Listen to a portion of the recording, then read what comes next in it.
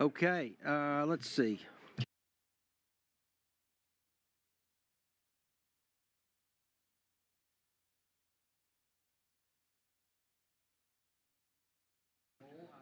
Mr. Chairman. You got it? Thank you. Commissioner Abel? Present. Mr. Doggett? Mr. Foster? Present. Mr. Galo? Present. Mr. Patton? Mr. Rowling? Commissioner Scott? Present. The meeting is called to order January 22nd, 2025 at 11:07 a.m. Before proceeding with any business, I believe Dr. Jaskowitz has a statement to make. A public notice of this meeting containing all items on the proposed agendas has been filed in the office of the Secretary of State as required by Chapter 551 Government Code, referred to as the Open Meetings Act. I would like for this fact to be noted in the official record of this meeting. Thank you. Commissioners, as a reminder, please turn on your microphones and announce your name before you speak. Before we proceed, I would like to announce that the order of the agenda will be as follows. We will hear work session items 1, 2, 3, 5, 6, 7, 8, 11, and 12 through 22 today. Work sessions items 4, 9, and 10 will be skipped and heard only on Thursday's commission agenda instead. First order of business is the approval of the minutes from the previous work session held November 6, 2024, which have already been distributed. Is there a motion for approval? Scott, so moved. Is there a second? Second, Foster. All in favor, please say aye. Any opposed? Hearing none, motion carries. Thank you. The next order of business is the approval of minutes from the previous regional public hearing held November 6, 2024, which have already been distributed. Is there a motion for approval? All in favor, please say aye. Any opposed? Hearing none, motion carries. Thank you. Work session item number 1, update on the Texas Parks and Wildlife Department's progress in implementing the Texas Parks and Wildlife Department Land and Water Resources Conservation and Recreation Plan. We'll have the internal affairs update, staff recognition, and then Land and Water Resources Conservation and Recreation Plan update. Dr. Jaskowitz, please make your presentation. Good morning, Chairman. Good morning, Commissioners. For the record, my name is David Jaskowitz, Executive Director, Texas Parks and Wildlife Department. I would like to provide you an update germane to the land and water related plan and functions inside the department. As is customary, I will start off with an internal affairs update. The Office of Internal Affairs continues to work with our internal and external customers to uphold the best interest and confidence of the public and department employees as they investigate allegations of employee misconduct. The IA team continues to collaborate with divisions throughout the agency on a multitude of topics, as well as attend division meetings to train and share information pertinent to the ensuring staff are aware of policies, procedures, and other relevant information to ensure compliance and minimize potential issues. The work of this team is essential to the agency as their focus is crucial to maintain a process that protects the rights of all involved as well as the integrity of the department. Since our last commission meeting, we have had a couple of staff join our leadership team.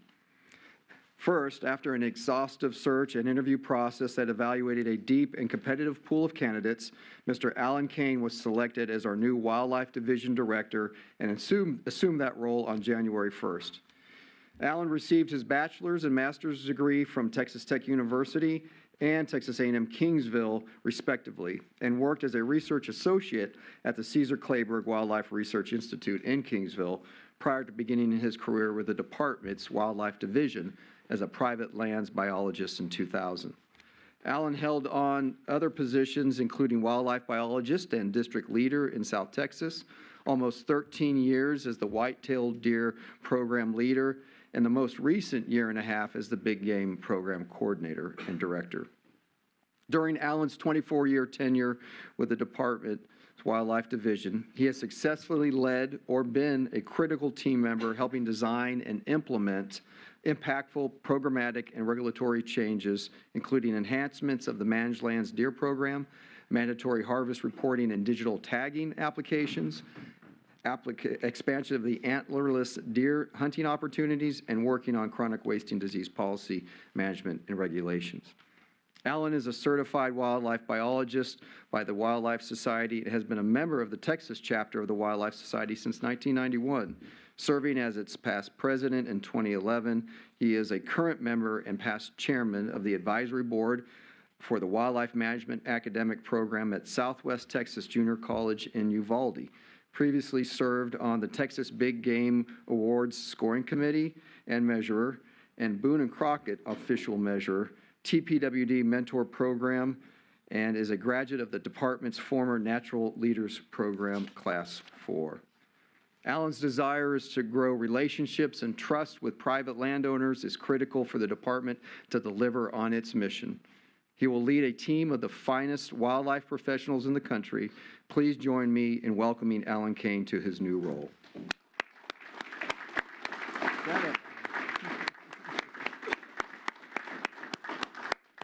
Before I move on, though, I'd like to express my sincere appreciation to Meredith Longoria for her exemplary fulfillment of the interim Wildlife Division Director role since John Solofsky's retirement this past fall. I have valued and enjoyed the time and opportunity to work more closely with Meredith. Her talents, leadership, and contributions are critically important to the success of the Wildlife Division and the agency. Thank you, Meredith. And is Meredith in the room?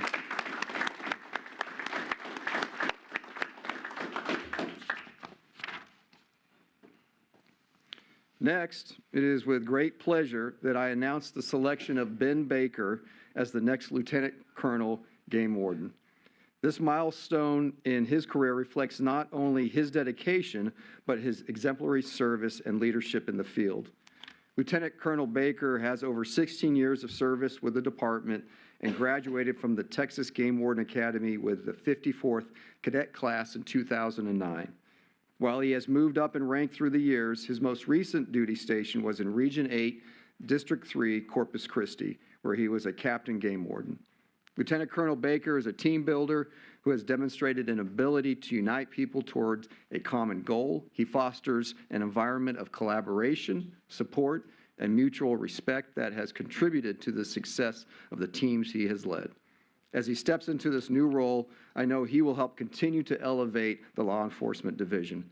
Please join me in congratulating Lieutenant Colonel Ben Baker on his well-deserved promotion.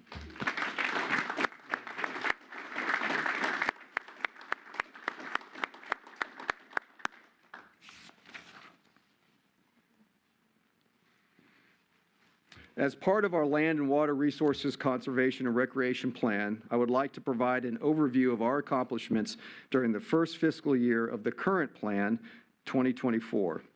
The plan covers a period of 10 years, which spans from fiscal years 2024 to 2033.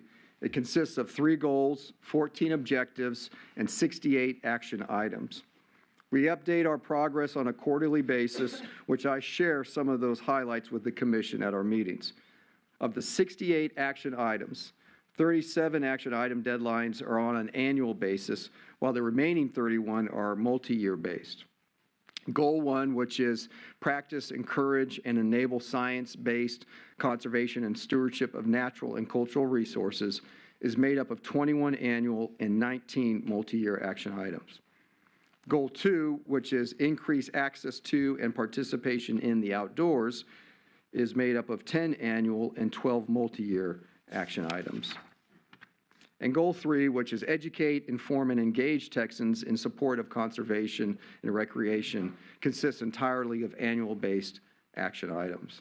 There are 6 in total there. So reporting out on the progress that we've made within the first year of the 10-year plan. For the first year of reporting in that fiscal year 2024, when you look at just the 37 action items that are annual based, so on the left side of this graphic, we were able to accomplish at 100% completion rate, 23 items, between 90 and 99%, 5 items, between 80 and 89%, 5 items, and then 4 items below 80%. As an example of some of those items that we completed 100% of, for example, restored 10 acres of degraded or lost oyster reef, We also design, plan, and implement 25 aquatic habitat restoration enhancement projects and conduct or collaborated on 70 applied research projects. For those items that fell below the 80% level in the annual action items, these were due to environmental and conditions and also conditions that we had at some of our facilities. For example, the goal of treating 15,000 acres of aquatic invasive or nuisance vegetation annually, while environmental conditions such as freezes and floods didn't require us to do that much treatment. We also want to provide about 30,000 people access to the Texas Freshwater Fishing Center in Athens. In 2024, that was closed to, for the most part, closed to ability to attend the Freshwater Fisheries Center because of renovation and upgrades to that facility. But starting later this year, that facility will be back online and we'll be making strong progress to that goal. Also, two of the items that we missed on in 2024 were due to staffing changes and vacancies, and those have been rectified and will be back on track again. When you look at the remaining 31 action items that are multi-year based, referring to the chart on the right side at this point, so these are ones that remain throughout the period of time between 2024 and 2033. We've hit 6 of those items at 100%, and a number of those items, as you see there as we move around that wheel, are still in progress. For the multi-year based action items, a majority of those that have due dates in 2028 or 2033, 22 of those in total of those multi-year action items. Of the items that we did accomplish at 100% in just the first year was, 1, develop a state park land acquisition strategy by 2025. We hit that a year early. Assemble a cultural resource inventory strategy for Texas state parks by 2025 that prioritizes locations for conduct inventories and publish cultural resources. We hit that. And then maintaining the existing 79 Texas paddling trails for access to paddling, fishing, and wildlife viewing. We hit that goal as well in the first year. All these multi-action items are on track, and the teams are tracking those throughout the year, and I'll be able to report back on those multi-years next year. We will be providing the commission a summary report of the progress made on the action items through fiscal year 2024. That'll be coming to the commission in the next couple of weeks. And the division directors are in tight contact with their leadership teams every couple of weeks, and then they share that information on progress that they're making, that they're responsible for with the teams throughout the division. I personally will be sharing progress that we've made on this action plan in the next town hall that we hold for the entire department. And next, I would like to end on a note of just great work that the department, with all of its partners, was able to complete at the beginning of last December. Myself and Craig Bonds, along with a number of the staff from the Wildlife Division, were out at Elephant Mountain Wildlife Management Area, which is just south of Alpine, to take place in the translocation of desert bighorn sheep from that wildlife management area to Franklin Mountain State Park, which is in El Paso. In 2022, and even before, we started getting concerned at Elephant Mountain Wildlife Management Area about a surplus of bighorn sheep on that mountain and the carrying capacity. So it was decided that we needed to do a significant translocation. And at the time, and even though this had been thought about before, the Franklin Mountains seemed to be the best opportunity to move bighorn sheep there. It had no aoudad in that mountain range, which was good for MOV bacterium that we want to avoid. And also the predator situation within the Franklin Mountains was very minimal. So with multi-stakeholder participation, we all gathered at Alpine and in Elephant Mountain Wildlife Management Area, 80 volunteers, including those from the department. This was supported by external organizations such as the Texas Bighorn Society, Wild Sheep Foundation, and Texas Parks and Wildlife Foundation, amongst many others. Financial backing of this endeavor was critically important. Before we could move those bighorn sheep to Franklin Mountain State Park, we needed to put water on the landscape. So we had 2 guzzlers that were built by the hands of volunteers led by Texas Bighorn Society. In all, our goal was to try to capture 80 bighorn sheep, and we captured 77, which was a tremendous effort that was done very quickly with a lot of great help. Out of those 77 bighorn sheep that we captured, 40 were ewes, and out of those 40, we had 84% of them pregnant. So come this spring, lambing season looks very good for those sheep on Franklin Mountains. The key goals here were to achieve, translocation, introduce sheep to their former range, and this was achieved with hitting every milestone that we could have. So I want to thank the Wildlife Division for leading this effort. I want to thank all of our partners for pitching in not only sweat equity, but financial equity to get us to this point. So thank you very much. And Chairman, that concludes my presentation. Great. Thank you, Dr. Jaskowitz. Any questions by the commission? Okay. A couple of comments by myself. One, congratulations on all the staff revisions and additions. I think I continue to be impressed as the quality of the people that we have here and the quality of the bench strength that we've got.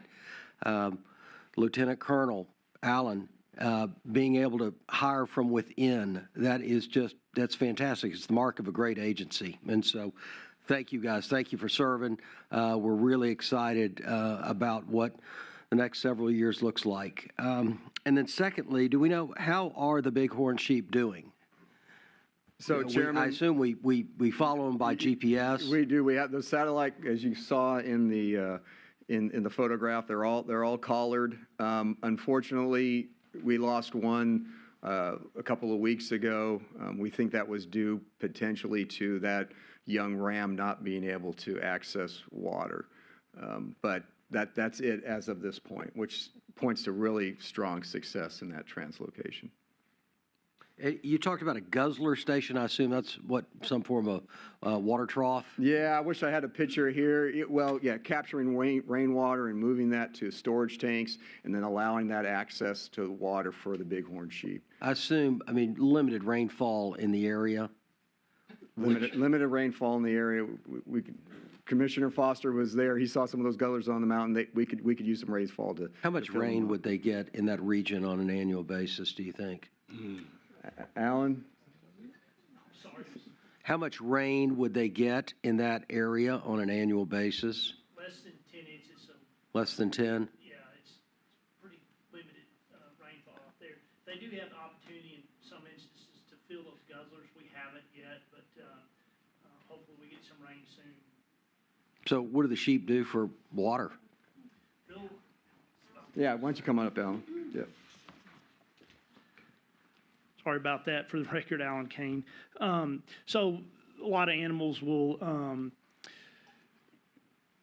utilize the plants that they eat and absorb water through that and meet their needs. And then, I don't know for sure. I need to check in with Freud, but I suspect there's other water sources there too. But a lot of it, the vegetation they eat through the digestion process, they'll be able to absorb water that way. And are we excited and fairly confident that they're actually going to survive and reproduce over an extended period of time? Yeah, that's the goal. And just the fact that after 30 days post-capture and translocation release, that we've only had one mortality, that speaks volumes to the durability of those sheep, their ability to survive in that harsh landscape over there. And so we're hopeful, and I think for long-term growth. And to Dr. Jaskowitz's point, the idea that, or the that 84% of those were pregnant ewes. I mean, we expect that population to grow and have some buffer to allow that population to expand and hopefully utilize that later to translocate to other areas in the Trans-Pecos where sheep are absent or we have low numbers. How many did you transport? 77 sheep, so we had one mortality. 77 sheep, how many male and female? There was 40 females, as I recall, Yeah. and then Rest male. yeah, rest males. So Great.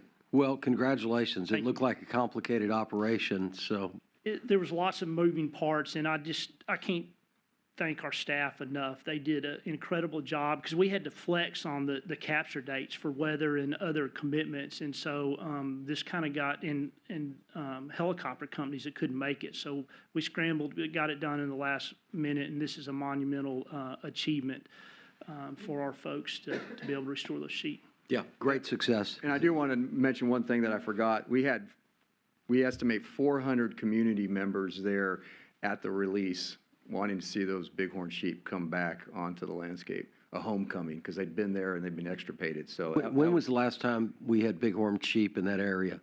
last time bighorn sheep in that area, I don't even recall years ago. yeah, decades. Decades. Yeah. They all tested negative for pneumonia, right? Yep, they all tested negative. We had them tested, had that overnight, had it flown to Washington State, and we got those, and they all tested negative. Yeah. Great. And they don't carry CWD, do they? You're not answering that. Yeah, no. All right. Okay. All right. Great job. Really wonderful success. Thank you guys for that effort. Okay. With that, we've got a work session item number 2, financial overview, request to exceed capital budget transfer limitations. Mr. Reggie Pegues, please make your presentation.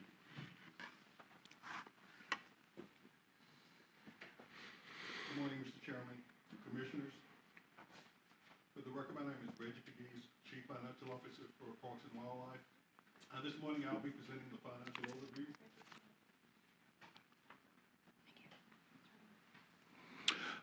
Good morning, Mr. Chairman, Commissioners. For the record, my name is Reggie Pegues, Chief Financial Officer. This morning, I'll be presenting the financial overview. I'll be covering the following topics: FY24 revenue summaries through December, hunting, fishing license revenue, state parks revenue and visitation, boat-related revenues, also FY25 budget adjustments through December, and finally, a request to exceed capital budget transfer limits. First up is license revenue with a 5-year comparison from license year 21 through license year 25. Over this 5-year period, revenues are steady with only a 2.8% change from record year 21 to 25 to finish at $77 million through December.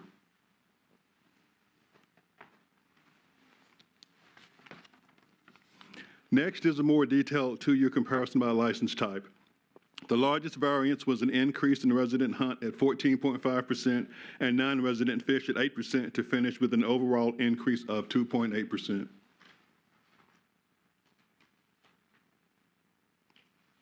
Moving on to state parks. First up is a 5-year comparison of park revenues.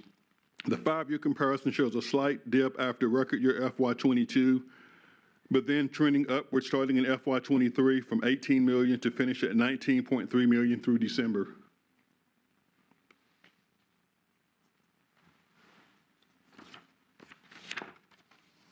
Next is a more detailed comparison by fee type. Entrance fees are up almost 5% ahead of last year to finish at an overall increase of 1.4%, and total visitation is also up by 4%.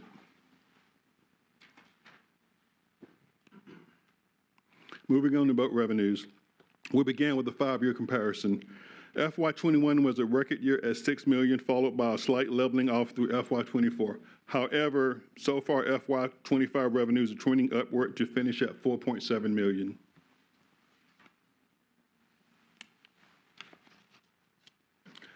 Next up is a 2-year comparison by fee type.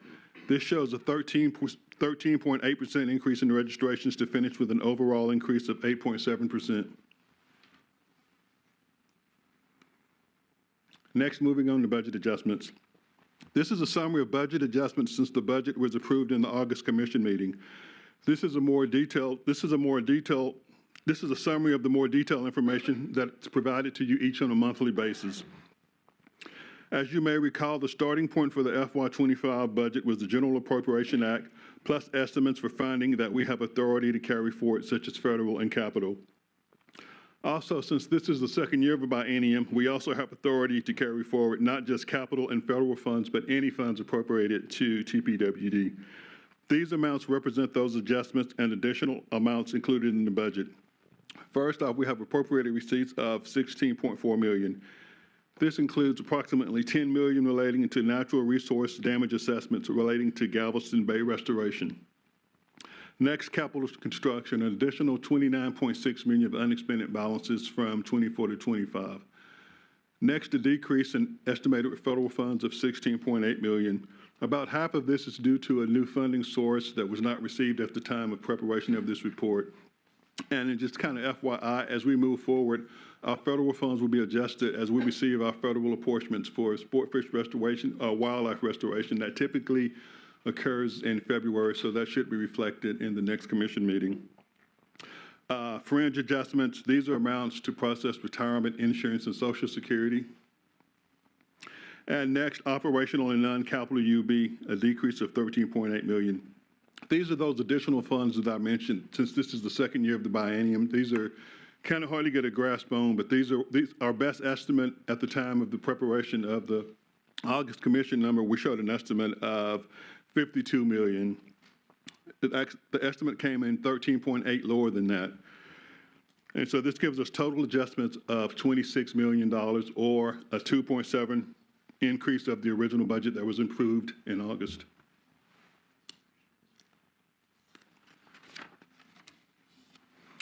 Next, moving on to a request to exceed capital budget transfer limitations. This would allow TPWD to purchase additional body armor vests for game wardens and state park police. In order for this to happen, the General Appropriation Act requires commission approval and then approval by the Legislative Budget Board and the Governor's Office.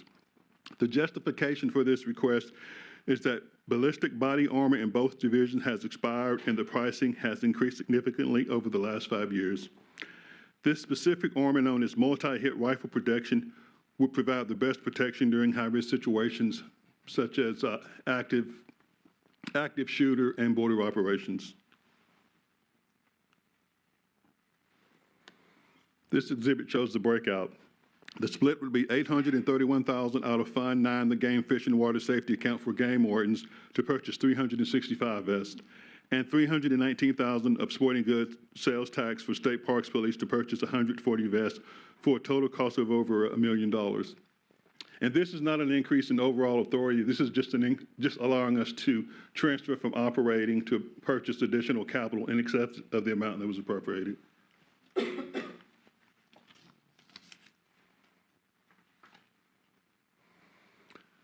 As of January 17th, we had one comment in disagreement. The disagreement related to capital land acquisition and not relevant to this particular item, which is capital equipment items. Staff requests this item be placed on Thursday's agenda for public comment and action. This concludes my presentation, and I'll be happy to take any questions. Thank you. Any questions by the commission? Jeff, I've got one. Yes. Chairman Foster. Commissioner Foster, Commissioner Foster. and this is not that big a deal, it's just interesting. Why are boat revenues up 13%? Did something happen between last year and this year to cause, because that seems like a big increase. A part of what happens is our boat we had a record year a few years back in boat registrations. They're typically done on a 2-year cycle. So that's kind of just carryover. It's up 1 year, down the second year, then those renewals come up the second year. So it kind of goes that way across the years. Okay, but nothing specific going on. Nothing specific like any particular factor other than that. All right, thanks. Any other questions? Reggie, go back to your slide 4 for a moment. Just an interesting observation.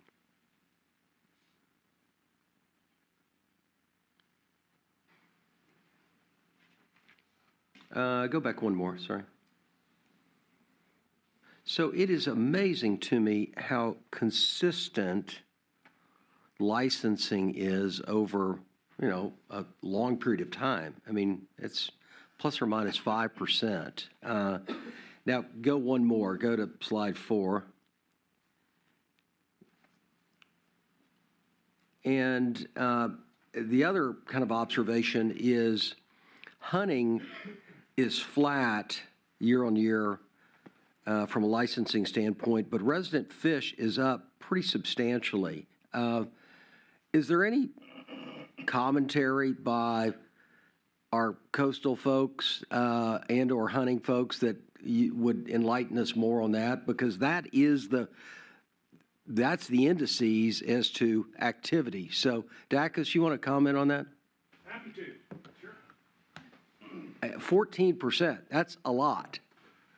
No, thank you, Mr. Chairman. For the record, Dacus Geisland, Deputy Director, Coastal Fisheries. I think a lot of that, what you're seeing is, in my mind, is two things, and I've got colleagues that may agree or disagree, is access. Access to public areas to fish is far greater than those areas we have to hunt. Being a private-owned state, most of the hunting occurs in those lands. We have limited public access to hunt. We also have barriers to entry. In order to get into hunting, it's a fairly substantial investment from that prospective hunter. From an angling perspective, whether that's in the saltwater and the freshwater, we have tackle loaner programs. We have lower barriers to entry to invest into that sport and get going. You can go get a fishing combo outfit for probably less than $100. That is not the case within hunting. And, there's probably some other areas I'd say, harvesting a fish or catching and release a fish, if you're new to the outdoors, is a little different than initially going out and hunting and harvesting an animal. Mm-hmm. Yeah, no, really, I mean, access, affordability, all kinds of things, but on a trend perspective, I mean, what I continue to hear is that our coastal areas are just inundated with fishermen, and the trend continues to grow. Would you comment on that and thinking about what regulation should look like and protection of those bays? No, absolutely. And you're hearing some of the same things that, I would characterize that as a blessing and a curse. We have one of the greatest marine fisheries in the nation. We promote that. But also we see a lot of folks coming down to the coast. So the negative side is some folks, they don't want to be out in a crowded bay on a crowded pier. So some of that, your experience in angling may be compromised strictly due to that concentration of anglers along the coast. We've all seen that on any given weekend on the coast. I would say that is not unique. Those trends you're observing, Mr. Chairman, are not unique to Texas. We've seen over time, and there's national surveys to support this, that angling, whether it's, again, freshwater, saltwater, continues to increase. And unfortunately, that hunting just hasn't seen the increases that, from a departmental perspective, we'd like to see. Well, I mean, for future commissions, it is something to be cognizant of, because that pressure is going to continue. Absolutely. And so we've got to be vigilant on certainly protecting our coastal areas. Reggie, back one more. Go to slide 3 now on hunting, the relative flatness of hunting. Let's see if we can do that. On hunting, let's see. Well, you're pretty flat on hunting, but has our revenue, as Dak has kind of commented, because of access, is that dropping over time? I'd probably have to go back to, just if you recall, kind of the COVID, and probably if I go to the 5-year. Yeah, since our record year, there's kind of been just overall a leveling off from that year to kind of go flat for the last few years, and that's across all the lines. It looks pretty flat. Anyway, I mean, comments are, obviously, we need to do everything we can to promote access in our state parks and our wildlife areas. And so, and I think hopefully with some of the things that we're doing on CWD, that'll be beneficial to the overall hunting environment. So, okay, any other questions for Reggie? All right, thank you very much. Work session item number 3, Ms. Brandy Meeks, please make your presentation. Internal audit update.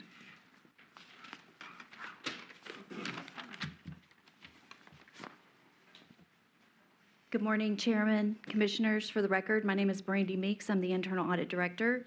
This morning, I'd like to update you on our current and last year's internal audit plans, recent external audits and assessments, as well as go over some changes to our internal audit standards.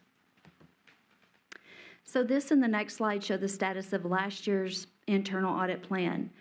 And please make note that the statuses in yellow font to the right are the projects for which we've made progress since the last time we met. As you can see, we have almost completed last year's plan. We are in the reporting phase for the cloud computing cybersecurity audit, the reporting phase for the audit of the co-op recreation grants, and we just recently completed the external public safety programs audit. We are also almost complete with all of our fiscal control audits. We are finishing up on one state park audit, the Martin Creek Lake State Park. We are also in the reporting phase for the Meridian and San Angelo State Park audits. We recently completed Lake Casablanca, and we have now completed all 9 of our law enforcement office fiscal control audits. This and the next slide show the status of our current audit plan.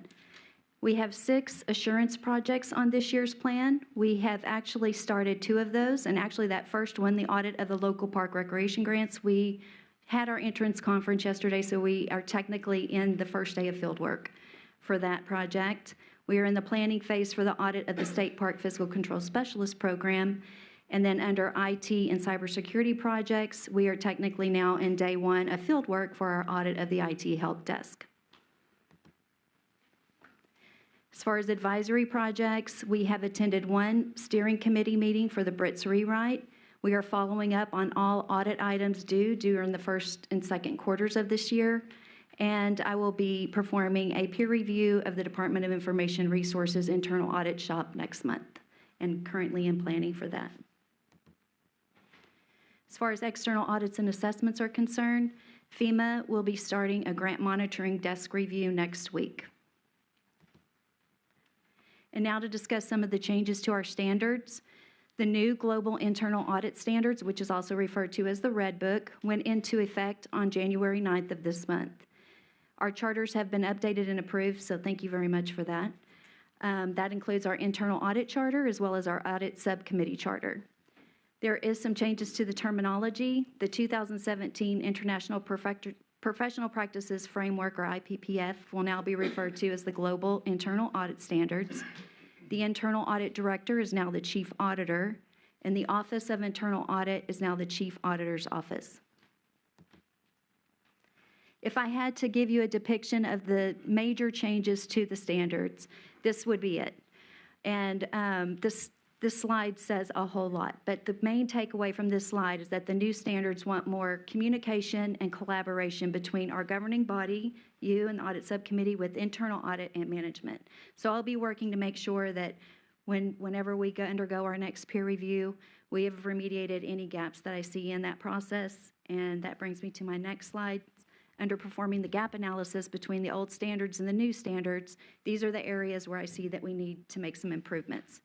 We need to involve input from the audit subcommittee chair on the performance evaluation and remuneration of the chief auditor in collaboration with executive management. My team and I need to develop an internal audit strategic plan along with objectives and KPIs, and we need to have that plan approved by both the audit subcommittee and executive management, and then we need to start reporting on that plan in addition to the internal audit plan, annual plan. We also need to enhance and report on our quality assurance and improvement program annually. And then we also need more collaboration between the chief auditor, executive management, and the audit subcommittee in the development of the internal audit budget. And I will also be responsible for communicating any insufficient financial resources to the internal audit shop. And then lastly, my team and I need to develop and apply a methodology for rating all of our internal audit issues. And so with that, My goal is to meet with the audit subcommittee and the audit subcommittee chairman prior to next time that we all get together in March, and maybe it will be during that time period when y'all are in town, but to meet with you, to present to you our implementation plan so that we can bridge these gaps, to receive your feedback on those plans, and just to make sure that our internal audit function aligns with the revisions to the standards. And this completes my presentation. I'm happy to answer any questions. Any questions for Mrs. Meeks? Ms. Meeks? If not, thank you very much. Thank you. Appreciate it. All right, work session item number 5, rule review, request permission to publish proposed changes in the Texas Register, Chapter 57 Fisheries, Chapter 58 Oysters, Shrimp, and Finfish. Ms. Laura Carr, please make your presentation. Good morning, Mr. Chairman, Commissioners. I'm Laura Carr. I'm an Assistant General Counsel for the department. And this morning's presentation will be requesting permission to publish proposed changes to Chapters 57 and 58 arising out of our rule review process.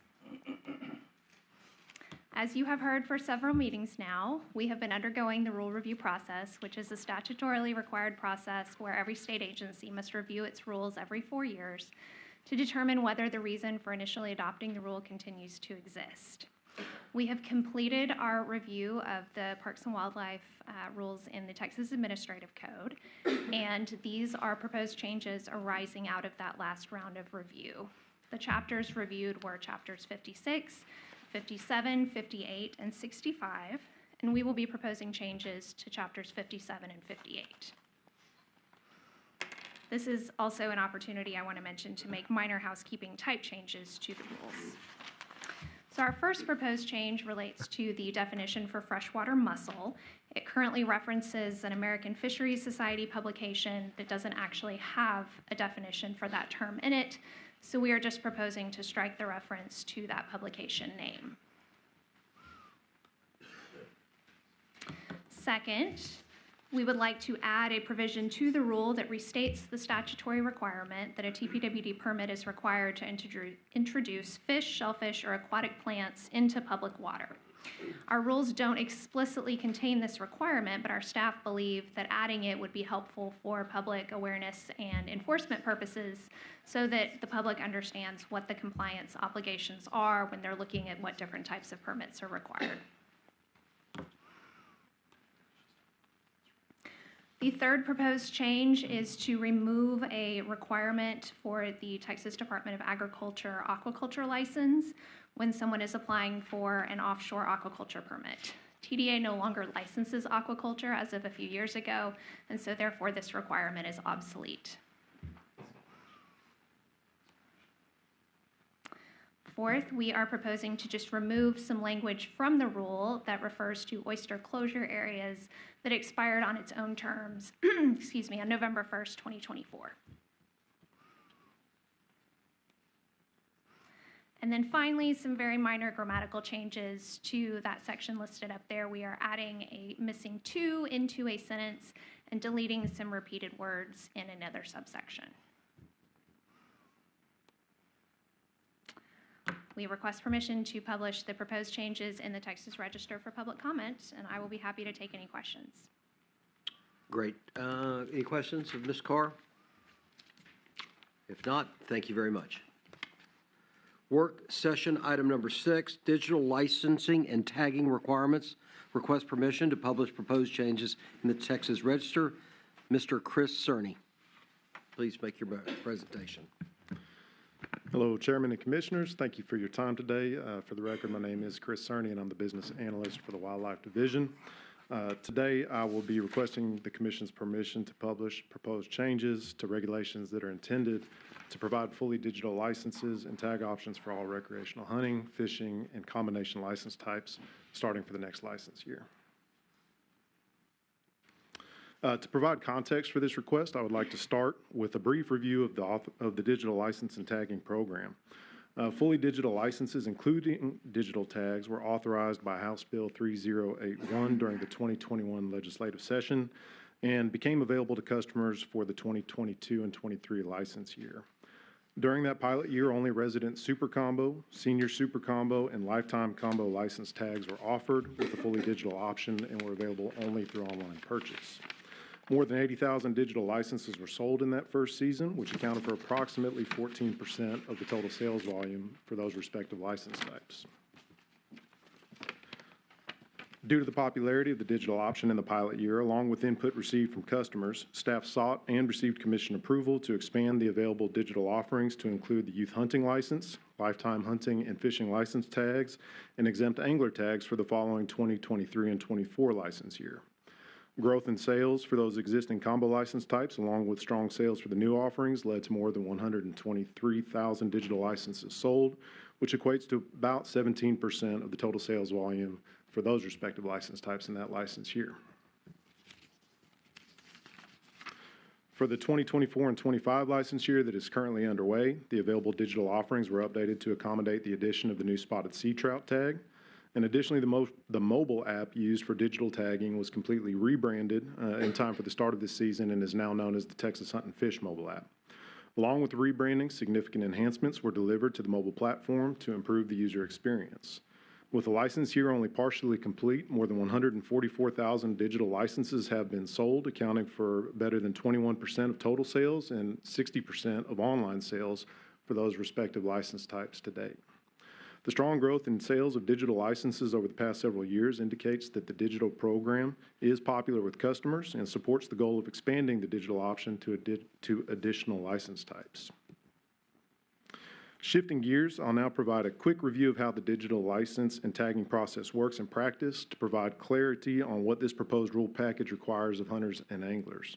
If a hunter or angler who possesses a digital license is checked by a game warden in the field, that individual must be able to furnish proof of their license on their mobile device as shown on your screen. Game wardens do have partner apps to support field checks of digital licenses and tags, but the license holder is ultimately responsible for being able to furnish proof of license.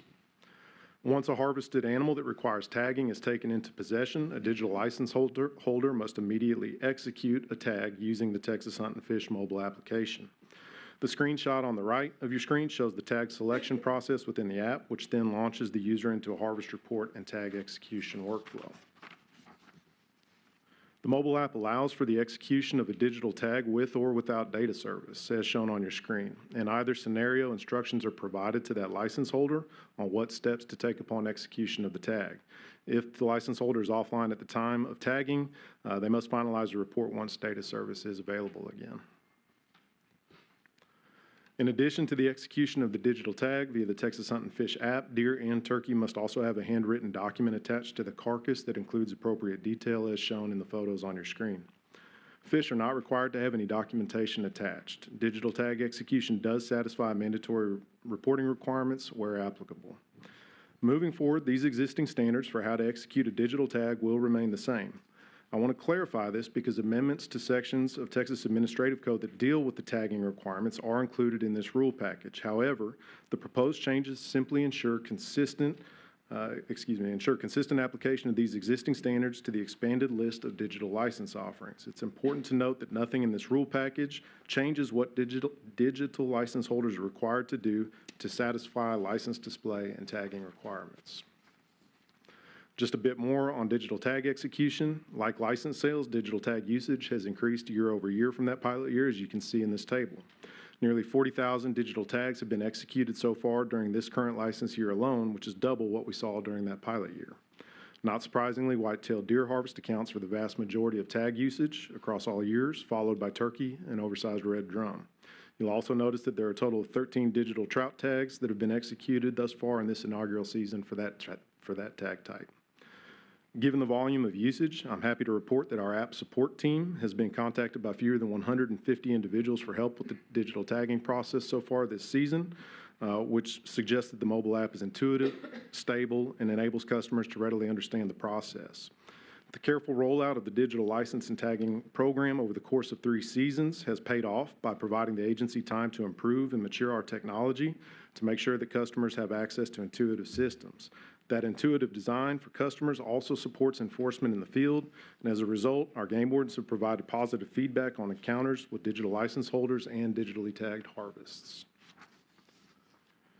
So, given the continued growth and popularity of digital offerings and the stability of the systems that support the process, staff propose amendments to relevant sections of Texas Administrative Code to provide digital options for all recreational hunting, fishing, and combination license types, beginning with next license year, which will be 2025-26. And those will go on sale for August 15th of this year. Importantly, the proposed changes will provide digital options for non-resident customers who have not yet been able to take advantage of digital offerings that are currently only available to residents. One important point to note is that the rule language provided in your commission books omitted one license item that we do intend to provide digitally. With your approval today, rule language will be updated to include a digital option for the recreational controlled exotic snake permit prior to submission to the Texas Register. All told, these proposed changes would provide 56 recreational hunting, fishing, and combination licenses, along with relevant endorsements, tags, and permit offerings. As a final point of clarification, while my presentation is focused on the digital tagging process as a whole, my request to the Commission today will specifically seek permission to publish amendments to rule language contained in Chapter 53 of Texas Administrative Code concerning license issuance procedures. Relevant changes to other sections of Texas Administrative Code that specify how harvested game birds, game animals, and game fish must be digitally tagged and which license items can be used for this option are also included in the statewide hunting and fishing proclamations. These changes will be referenced again by my colleagues later today when they make their presentations that include other proposed amendments to those sections of code. These digital license and tagging rules functions across these three chapters of Texas Administrative Code as a cohesive package that establishes which licenses and tags are available digitally and how those products must be applied in the field. As stated previously, the digital tag rule amendments presented by myself and my colleagues today do not change anything regarding how digital tagging or license display is accomplished. We simply are attempting to expand the list of license offerings that have a fully digital option and align relevant sections of code that outline those tagging requirements.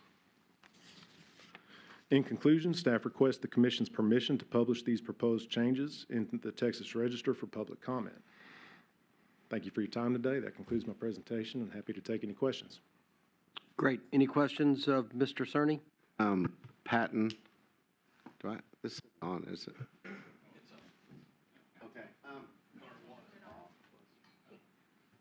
Thank you. Okay, I kind of have two questions. One, this tagging in no way is including like MLDP tags, is it?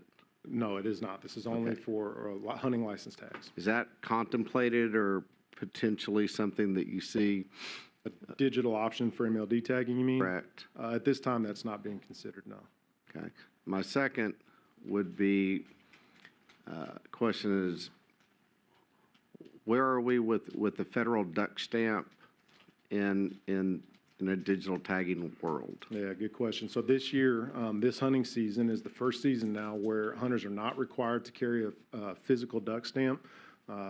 There were federal statutes adopted that went into effect for this hunting season that now allow hunters across the U.S. to furnish electronic proof of purchase of that federal duck stamp. So hunters can now show everything basically in a digital format on their mobile device.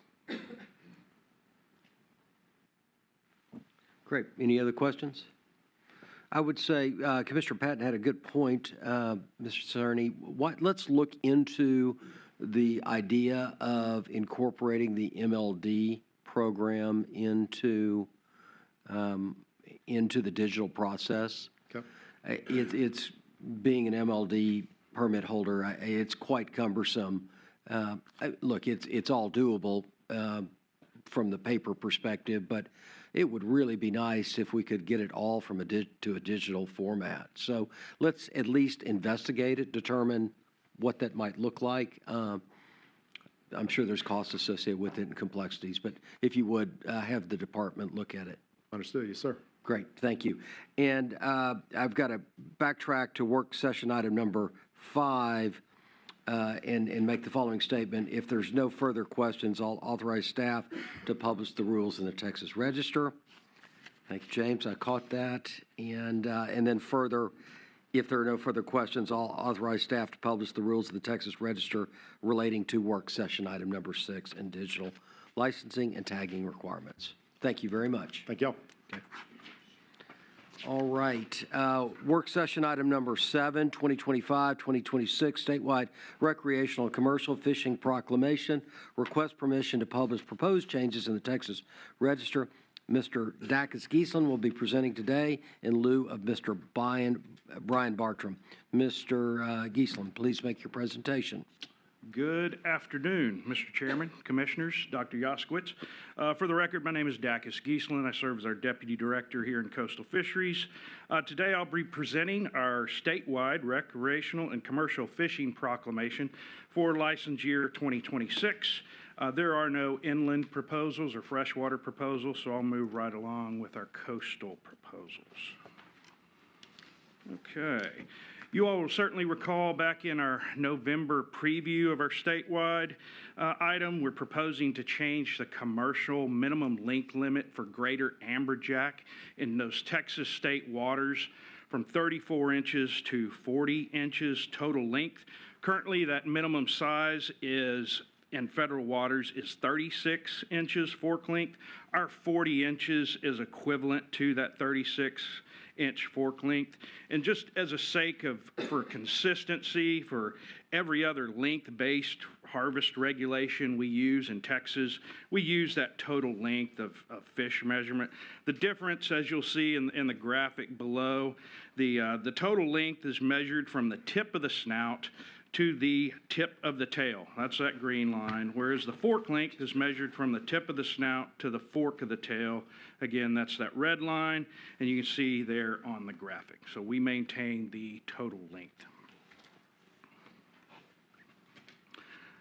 The purpose of this change is simply to match the amberjack minimum size limits in federal waters for the commercial sector of our fishery. Like many of those reciprocal federal and state water regulations, this again promotes the ease of enforcement and compliance among our participants, which are for this particular case, are our commercial fishermen, and certainly reduces the confusion amongst that sector. All right, for these next two items, we've got some what I'll call administrative transfers. These are strictly just a move from one section to the other. So I want to just be crystal clear, and my colleague Chris Cerny did a great job. These are just moves. They change nothing that's already in existence within the code itself. These work in conjunction with those proposed changes that Chris presented just a minute ago. You'll surely recall our spotted sea trout tag discussion back in March of 2024. Following that meeting in which the oversized spotted sea trout tag was implemented, the rule that was adopted, it served as a temporary interim provision within the code, and we parked it in 57985 as a standalone section. We currently had 57981 open, and that deals with bag limits and size limits that we changed here before you. So the proposed amendment will simply move this section of the code back to its more appropriate spot from 57985 to 981. And similarly, the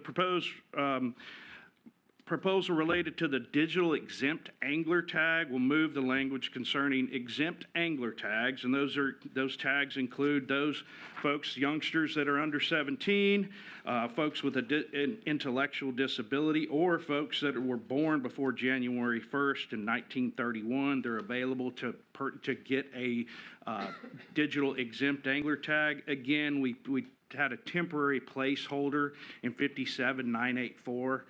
We were simply remove that from 984 and park it over in 981. It's where it more appropriately belongs.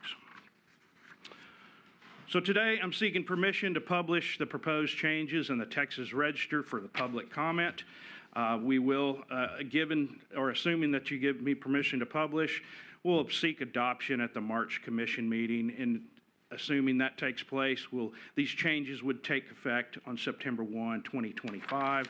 That starts off that license year 2026. And I am happy to take any questions you all may have. Great. Any questions, Mr. Giesland? If not, I'll authorize staff to publish the rules in the Texas Register. Thank you. Work session item number 8, 2025-2026 statewide hunting and migratory game bird proclamation. Request permission to publish proposed changes in the Texas Register. Mr. Sean Oldenburger, please make your presentation, and Mr. Sean Gray. All right. Good morning, Chairman and fellow commissioners. For the record, my name is Sean Oldenburger. I'm the Small Game Program Director. Today, we're presenting proposed changes to the 2025-26 statewide hunting and migratory game bird proclamation, and then request permission to publish proposed changes in the Texas Register for potential action item at the March Commission meeting. All right, starting off with the migratory game bird proclamation, there are 2 changes to federal frameworks. The U.S. Fish and Wildlife Service requires us to make these changes with regards to migratory game bird hunting. So we'll go through those shortly. Season lengths and daily bag limits are maintained with a few exceptions, mostly due to teal season days in the reduction. I'll go through that in a second. Also, with regards to all staff proposals, the Migratory Game Bird Advisory Committee unanimously approved all staff proposals. So the 2 federal framework changes required by the U.S. Fish and Wildlife Service are northern pintail bag limits. I'll go in that here in a few slides, and then also teal season day reduction. We will start off with the early teal season length. Blue-winged teal breeding population was below a 4.7 million bird threshold in prairie pothole region. That's a requirement as far as the harvest strategy amongst all 4 flyways to have an early teal season of 16 days. Historically, we've had that for almost 2 decades now, as you can see here in the graph showing where blue-winged teal populations have been. So we're going to be restricted to the 25-26 season to 9 days. So that creates some additional changes we'll go through in the next slides with regards to this population. So just a little background here before I jump into this. The Migratory Bird Treaty Act only allows 3.5 months of hunting opportunity on any single species. So that is 107 days of opportunity. So we can only have 107 exposure days for all hunting seasons on migratory game birds.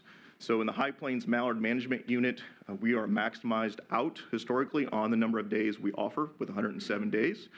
And so the realization, we have a 16-day teal season. So now that's 9 days, so that offers us an additional 7 days to put somewhere else with regards to the hunting seasons. So we're going to propose to extend the regular season length by 7 days in the High Plains Mallard Management Unit. That's that area there west of Abilene, Vernon, and then basically northwest there of Del Rio on the map. And so we're going to put that at the beginning of the season because really that is the only place traditionally we can put that additional hunting opportunity because of the extended seasons that we do get with the High Plains Mallard Management Unit. Just so your little background, this is kind of a special area. We're allowed a little bit more hunting opportunity here compared to North and South Zone, and that's why we have a little bit more complication with the High Plains Mallard Management Unit and those 107 days. Rails and gallinule seasons, this is also a change due to the teal season length. This historically has gone along with teal season, and those 16 days in September we're allowed to do. Since that's 9 days, that allows us 7 additional days of opportunity. This is a 70-day season we're allowed underneath federal frameworks, so we're going to tack that 7 days onto the back end of the season to allow a little bit more hunting opportunity on rails and gallinules in Texas. And falconry seasons. It is going to allow us an additional 7 days of additional days for falconry seasons in the north and south zones and rails and gallinules. And so this is Mr. Don Raber. He's worked with the department for a number of years on falconry regulations. So just a shout out to him. They're going to get a little bit more opportunity with regards to this additional days we're getting due to the reduction in teal season. And this was in DU Nation. This was on the TV show last year that he was on showing falconry in Texas. All right, moving on from those situations where we had to change seasons around, proposals around due to teal seasons, northern pintail daily bag limits, we're proposing to change from 1 to 3 during the regular duck seasons and special seasons. New harvest strategy was implemented by all 4 flyway councils and the U.S. Fish and Wildlife Service this last year. That allowed a maximum bag of 3 birds in the daily bag limit. With regards to where the population status sits underneath this new harvest strategy, we're going to be allowed that during the 25-26 hunting season. So moving on from ducks, special white-winged dove area, we have a very odd calendar this year. Historically, we have allowed to maximize weekend opportunities here. We went from 4 days to 6 days a number of years ago, but the calendar this year, with regards to opening the regular season as early as September 14th, that falls on that Sunday. We're allowed 6 days, but the realization, the only other opportunity to put this day would be on Labor Day. That creates some issues with regards to communities in the South Zone. About half of our hunters travel to the South Zone during the special white-winged dove days, so we get lots of commerce, lots of communities engaged there. This is an afternoon-only season, so we'd like to put 2 or 3 days back-to-back to allow to extend that hunting opportunity. So staff are proposing to reduce special white-winged dove area season from 6 to 5 days and have that on the 5th, 6th, and 7th, and then the 12th and 13th to maximize people to be able to move to the south, travel to the South Zone for that hunting opportunity. All right, we will move on to proposals to statewide hunting proclamation. Through our technical guidance process in the Panhandle and our district staff, we did have a request from landowners to add Lubbock County to the wild turkey North Zone seasons. That would allow a fall and spring season and a 4-bird annual bag limit. So when we look at our occupancy surveys that our staff complete, as you can see here, when Lubbock is circled there, it is the only county basically in the Panhandle that has significant proportion occupied that we currently do not have a turkey season. After discussions, both with the technical and advisory committees, we don't see a biological reason not to open Lubbock County to turkey season for this next hunting season. And the next staff proposal is a statewide hunting proclamation as with regards to Hill County. This is a clarification. As you know and may recall, we did do some changes to turkey seasons in counties in the past few years. One of those was Hill County. We divided the county east of I-35 and west of I-35 in Texas Administrative Code. Unfortunately, above Hillsborough, I-35 does split in east and west. That clarification was not caught in TAC by staff, so we're clarifying that that would follow I-35 to I-35 east, and that's where the zone split would be with regards to Hill County in future years. And then also, Mr. Chris Cerny brought this up earlier. We would propose amendments to clarify digital tagging requirements for wild turkey, white-tailed deer, and mule deer. So before I turn it over to my colleague, Mr. Sean Gray, the mule deer and pronghorn program leader, are there any questions with regards to what I presented today? Any questions? Patton, what is the current annual bag limit for turkey? So it all depends on county. So we have the East Zone, which is basically an April 1st to April 30th season, and that's 1 gobbler. But then other counties have 4. So your annual bag limit statewide is only 4. Okay, so that's not really a change then, is it? I thought it looked like in one of your screens that you were changing the statewide annual bag limit to 4, but it was 4, wasn't it? So with regards to Lubbock County and what it was presented, it's only Lubbock County. So we're opening that up, and then that would have a 4-bird annual bag limit, which would be consistent with the counties around it to the east and south. And then to clarify, on a digital tag, there was some discussion earlier about, you got to have a written tag on the animal like a deer, but you wouldn't need one, I guess, maybe on the redfish. On the turkey, is just taking the picture and applying the digital tag enough, or do you actually have to take a number and put it on their leg or carcass? I'm going to call up Mr. Chris Cerny so he can answer that question since he presented that information earlier. Yes, sir. For the record, Chris Cerny, digital tag holders are required to add a physical document of some sort to both deer and turkey when harvested. It's simply the confirmation number that's received on execution of that tag record, but that is required on turkey. Okay, thank you. Then I've got another question, may not particularly be relevant because it wasn't brought up. As it relates to, this may be a little self-serving, by the way, but our quail season this year snuck up on me as ending, I believe, on February 23rd. Is that right? That's correct. Just for the record, I think that's early. And I took the time to look at next year's calendar, and it does appear the last day of February, which for some reason in my mind I always thought was the end of quail season, is on a Saturday. So I guess I'd like to put in my lobbying comment that for the 26 into the 25-26 quail season, I would like to see, and I sure I could garner some petition just from people that have called me, like, why are we closing early? That February 28th be the end of our quail season. Do you see any problem, or do you have any other comments, or when is the appropriate time that we set the end of the 25-26 quail season? So a couple thoughts, just off the top of my head, would be quail season currently within Texas. We do have one of the more liberal quail seasons in the country. It opens October 26th this last year. As you said, closes February 23rd. So that's a fair amount of opportunity. With regards to that, there's been a lot of discussion, and this is before I was in my position, about the end of quail season about 10 or 11 years ago with regards to the Upland Game Bird Advisory Committee. And I believe there was even some potential action that was brought forward to the commission at that time, if my memory recalls. So that discussion could happen. From a staff point of view, most quail harvest does occur in private lands in Texas. That's 99.999%. Those ranches that do offer quail hunting do manage their quail populations to a very high degree. They spend significant amounts of money to do that.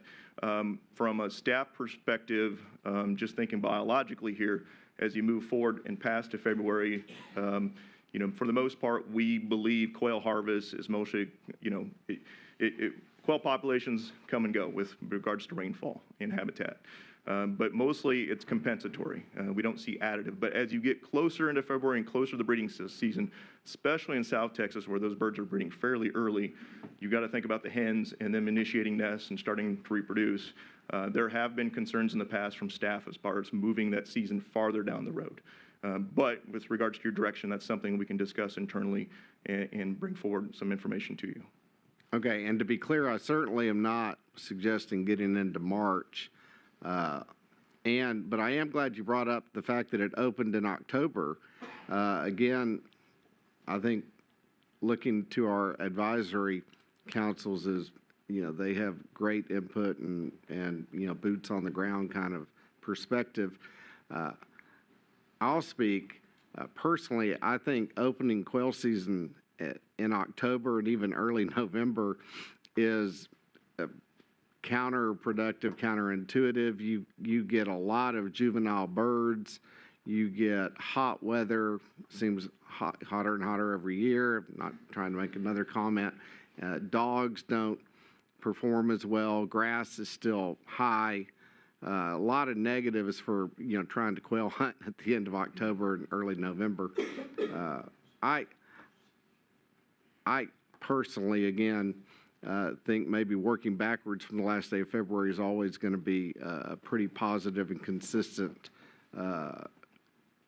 time frame. But in any event, when do we set next year's dates? Well, this commission will set those dates technically in March. But I'm going to look to our legal folks as far as, since we're not staff are not proposing here currently with regards to 25-26 hunting season. For the record, James Murphy, General Counsel. That would be in this permission to publish item, Commissioner Patton. If this was something that the commission would like us to look into, we certainly could look into that before it goes into the Texas Register. But changing in the quail seasons would be proposed for permission to publish here today and ultimately voted on an adoption in March. Does that sound cool? What is the date that we're proposing? No change.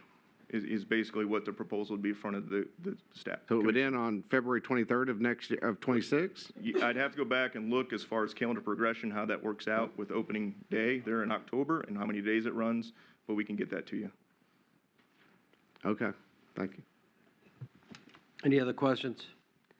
I would confirm Commissioner Patton's comments in that there is, in my experience, a limited amount of quail hunting early October, in the October timeframe.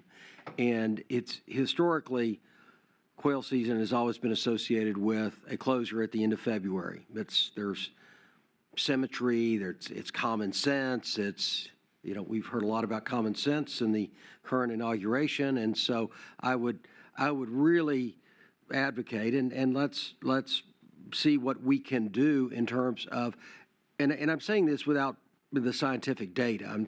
From a pragmatic hunter's perspective, most hunters would want this to go through the end of February, and clearly, I think, willing to sacrifice on the front end if it's all about, a duration, a number of days of quail hunting. So I would strongly suggest that we look at that for the proposal, and clearly want it scientific based. I mean, I'm not going to shoot from the hip here, but from a pragmatic standpoint, later opening and closure at the end of February would really, I think, satisfy most hunters' needs. So basically proposing it to run to the end of February would be the commission's request to publish that proposal? I'd be proud to make that my request. If it requires a motion, I'm happy to make the motion. But do we need to vote on it? Chairman, if you would, one recommendation here is if you would instruct staff to close at the end of February, we can include that in the proposal that's sent to the register for public comment. It would also give our advisory committee a chance to look at that as well, provide feedback, and that input could be presented to the commission in March for an up or down vote. Wonderful. I would instruct the staff to close quail season at the end of February. Thank you. Great. Thank you, Commissioner. That was good comments. All right. Any other questions, comments? I will turn it over to Mr. Sean Gray. Okay, great. Thank you.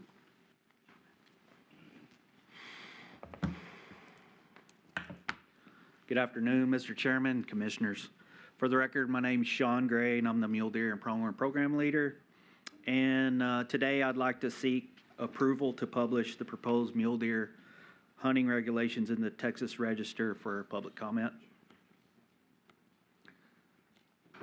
And there's a cool picture of some mule deer for y'all. All right, this map illustrates our current mule deer seasons in the state. The yellow and blue color counties have a 16-day general season that starts the Saturday before Thanksgiving with the special archery season.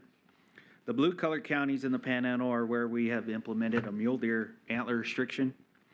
In the Trans-Pecos, the green color counties, we have a 17-day general season starting the Friday after Thanksgiving with a special archery season. The light green color county in the Trans-Pecos is Terrell County and is where we have been experimenting with the mule deer antler restriction since 2022. The current statewide special archery season starts the Saturday closest to September 30th and runs for 35 consecutive days.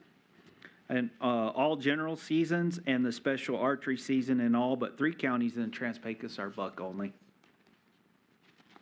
Staff have received several requests over the last few years to increase the length of the special archery season and to consolidate the managed lands deer program, or MLDP, archery only in all weapons seasons for mule deer. The special archery season is 35 days, and staff would like to extend the Panhandle archery season from 35 to 56 consecutive days, and the Trans-Pecos season from 35 to 62 days. These archery season extensions would end the day before each region's general season starts. Because the Trans-Pecos general season starts 6 days after the Panhandle, the Trans-Pecos archery season would be 6 days longer. The present mule deer MLDP seasons are an archery season that starts the Saturday closest to September 30th for 35 consecutive days, and any lawful means season that starts the first Saturday in November and runs through the last Sunday in January. Another potential regulation change would be to consolidate both mule deer MLDP seasons to allow for any lawful means from the Saturday closest to September 30th to the last Sunday in January. Staff believe these proposed changes will not have any negative biological impacts to mule deer populations. In addition, staff conducted an online opinion survey last fall to gauge constituent support on these potential mule deer regulation changes. Generally, the survey recipients were hunters who bought hunting licenses in 2023 and resided in mule deer range or reported a deer harvest from 2021 to 2023 and within mule deer range through the Texas Hunt Fish app. Landowners in this survey were anyone who has participated in mule deer MLDP or has applied for antlerless mule deer or pronghorn permits. In total, 53,380 hunters and landowners were sent an online opinion survey via email invitation on September 10th, 2024, with 2 reminders 7 to 10 days apart. The response rate was 4.3%, which totaled 1,951 respondents. The first question of the survey asked the respondents to define their association with mule deer. Choices were hunter, landowner, manager, and guide.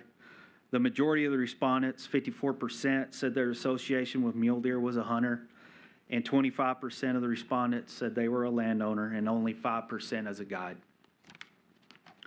In the opinion survey, we asked, would you support extending the current mule deer archery-only season in the Panhandle counties from 35 to 56 consecutive days, starting from the Saturday closest to September 30th and ending the day before the general season begins? 80% of all respondents and 83% of Panhandle respondents said they would support this change. We also asked, would you support extending the current mule deer archery-only season in the Trans-Pecos counties from 35 to 62 consecutive days, starting the Saturday closest to September 30th and ending the day before the general season begins? 75% of all respondents and 81% of Trans-Pecos respondents said they would support this change as well. Lastly, we asked under mule deer MLDP, would you support consolidating the special archery season with any weapons season, which would allow for any lawful means to be used from the Saturday closest to September 30th through the last Sunday in January on properties participating in the mule deer MLD program? About 70% of all respondents and over 70% of mule deer MLDP landowner respondents would support this change too. Again, staff believe extending the current special archery seasons and consolidating the MLDP mule deer seasons will not have any negative biological impacts to mule deer populations. And with the positive feedback from the opinion survey, as well as support from the Mule Deer Advisory Committee and the Texas Wildlife Association Big Game Committee, staff would like permission to publish these proposed mule deer regulation changes in the Texas Register for public comment. I'd be happy to address any questions that you might have at this time. Thank you. Any questions for Mr. Gray? Patton, would you go back to slide 24, I think? Yes, sir. I may have missed it. What are you proposing here? For the MLDP? The whole thing. I may have. So for didn't catch up. MLDP, we would like consolidate the archery season and any weapons season to just one season, not have a special archery in the front. And so it would start September 30th and run to first Saturday closest to September 30th and run to the last Sunday in January, any weapons. Not have a special archery season up front. It's just all the same. Just all the same. It's what we do for white-tailed deer, and we've done it for white-tailed deer for years. Okay, I get that part, but MLDP runs much longer than that, right? No, that's the MLDP season. The last Sunday, it runs up to the last Sunday in January. Oh, okay. Okay. And then we're also asking, a couple of slides before that, were to extend the current archery season, that if you're not on MLDP, you would have an extension of your archery seasons. Consistent with what the MLDP would be? No. Okay, right. Not even close. Right. You're back into the 17-day kind of window, right? Yeah, you would butt up against that. We would end that special archery season the day before the general seasons would begin. Okay, all right, thank you. So instead of 35 days, you get 56 in the Panhandle and 62 in the Trans-Pecos. All right, everybody's on board, or a lot of people are on board with this. Yes, overwhelming majority. Yes, sir. Right, okay, thank you. Yeah, thank you so much. On the more restrictive seasons on mule deer, your last slide I think says there'd be no biological impact to these changes. What's the history behind a much more restrictive season out there on mule deer versus more liberal whitetail season? Great question, thank you. First off, we have a lot fewer mule deer in Texas than we do white-tailed deer. So we have around 250,000 mule deer, give or take, drought, good years, bad years, versus, I don't know, 6 million white-tailed deer or something like that. And so we've always, as a department, we've always been very conservative with our mule deer resource. And even our landowners are very conservative as well. I don't know, decades ago, we had like a 3-day, a 5-day, 8-day, and now we're to 16 days. And so there's a lot of history of being just conservative on mule deer. And then, you know, they are a little bit more sensitive, obviously, to drought, those kinds of things. So, and even antlerless harvest, we do issue antlerless permits, but we're very conservative on that too. Number of MLD holders. Yeah. The way they manage their property, not worried about. No, there's very few properties that we would be concerned about overpopulation on mule deer. It's mostly always buck issuance. Like I don't know exactly, probably 50 to 60% or even higher of those properties that we issue MLDP to are only buck. Yeah, you bet. Thank you for the question. Any other questions? I've got just a general one that applies to mule deer and others, and that is, how much effort does the department make to terminate the season on the end of a weekend, on Sundays? I mean, essentially begin them on a weekend and end them on a weekend. And I know, well, comment on that. How much do we actually try to massage the dates so that hunters can get a maximum amount of hunting opportunities? Yes, sir. From a big game standpoint, that's how all of our seasons are set, except like MLDP is white-tailed deer would be February 28th. That's the only date that I know of that's off on weekends. Alan, Yeah, from a big game standpoint, that's what we. So mule deer, whitetail, all of those seasons end on a Sunday? Yes, we try to, Alan Kane for the record, we try to maximize hunting opportunity. And so all those deer seasons end on weekends, with the exception of archery season, and that ends the Friday before, you know, the general season starts, which is a Saturday. But they always close on a weekend, Sunday. And in our bird seasons, I mean, we just brought up this notion of extending quail season through the end of February, but then that puts you on a Friday. And so not ideal in terms of when one closes the season. I would just ask that we at least look into the notion, both from bird hunting, big game hunting, that we try to do everything that we can, Alan, to nuance these into opening on a Saturday morning and closing on a Sunday afternoon to maximize the opportunity for the citizens of the state of Texas to enjoy the resource. I mean, it just makes practical sense. We can certainly look into doing that and align quail season with. Yeah, for the record, Sean Oldenburger, Small Game Program Director. For a little background, as far as migratory game bird hunting seasons, we've always tried to maximize our weekend opportunities. When you look at harvest data, those Saturdays and Sundays are going to jump out compared to a Monday or Wednesday, right? And then you maybe trickle up Thursday and Friday. And so that we always see that, especially for dove seasons. You know, doves hunters, mostly weekend guys and gals going out there, and so that you see those huge spikes on that. For turkey seasons, we've done a little bit different in the past, and the realization we did that is because we actually have some data showing initiation dates for hens on some projects the department worked with universities on. And so the realization, the calendar progression can plus or minus 6 days, right? And so you're always kind of flipping that. And so we have some hardcore data that shows when turkeys are initiating nests, and we try to maximize that resource and have the greatest amount of hens nesting. And so that's why we actually have some turkey seasons, for instance, in the East Zone, open April 1st and run to the 30th. There are some other ones where we've actually started other days too because of data that we've collected as a department showing when we can maximize hens on nests.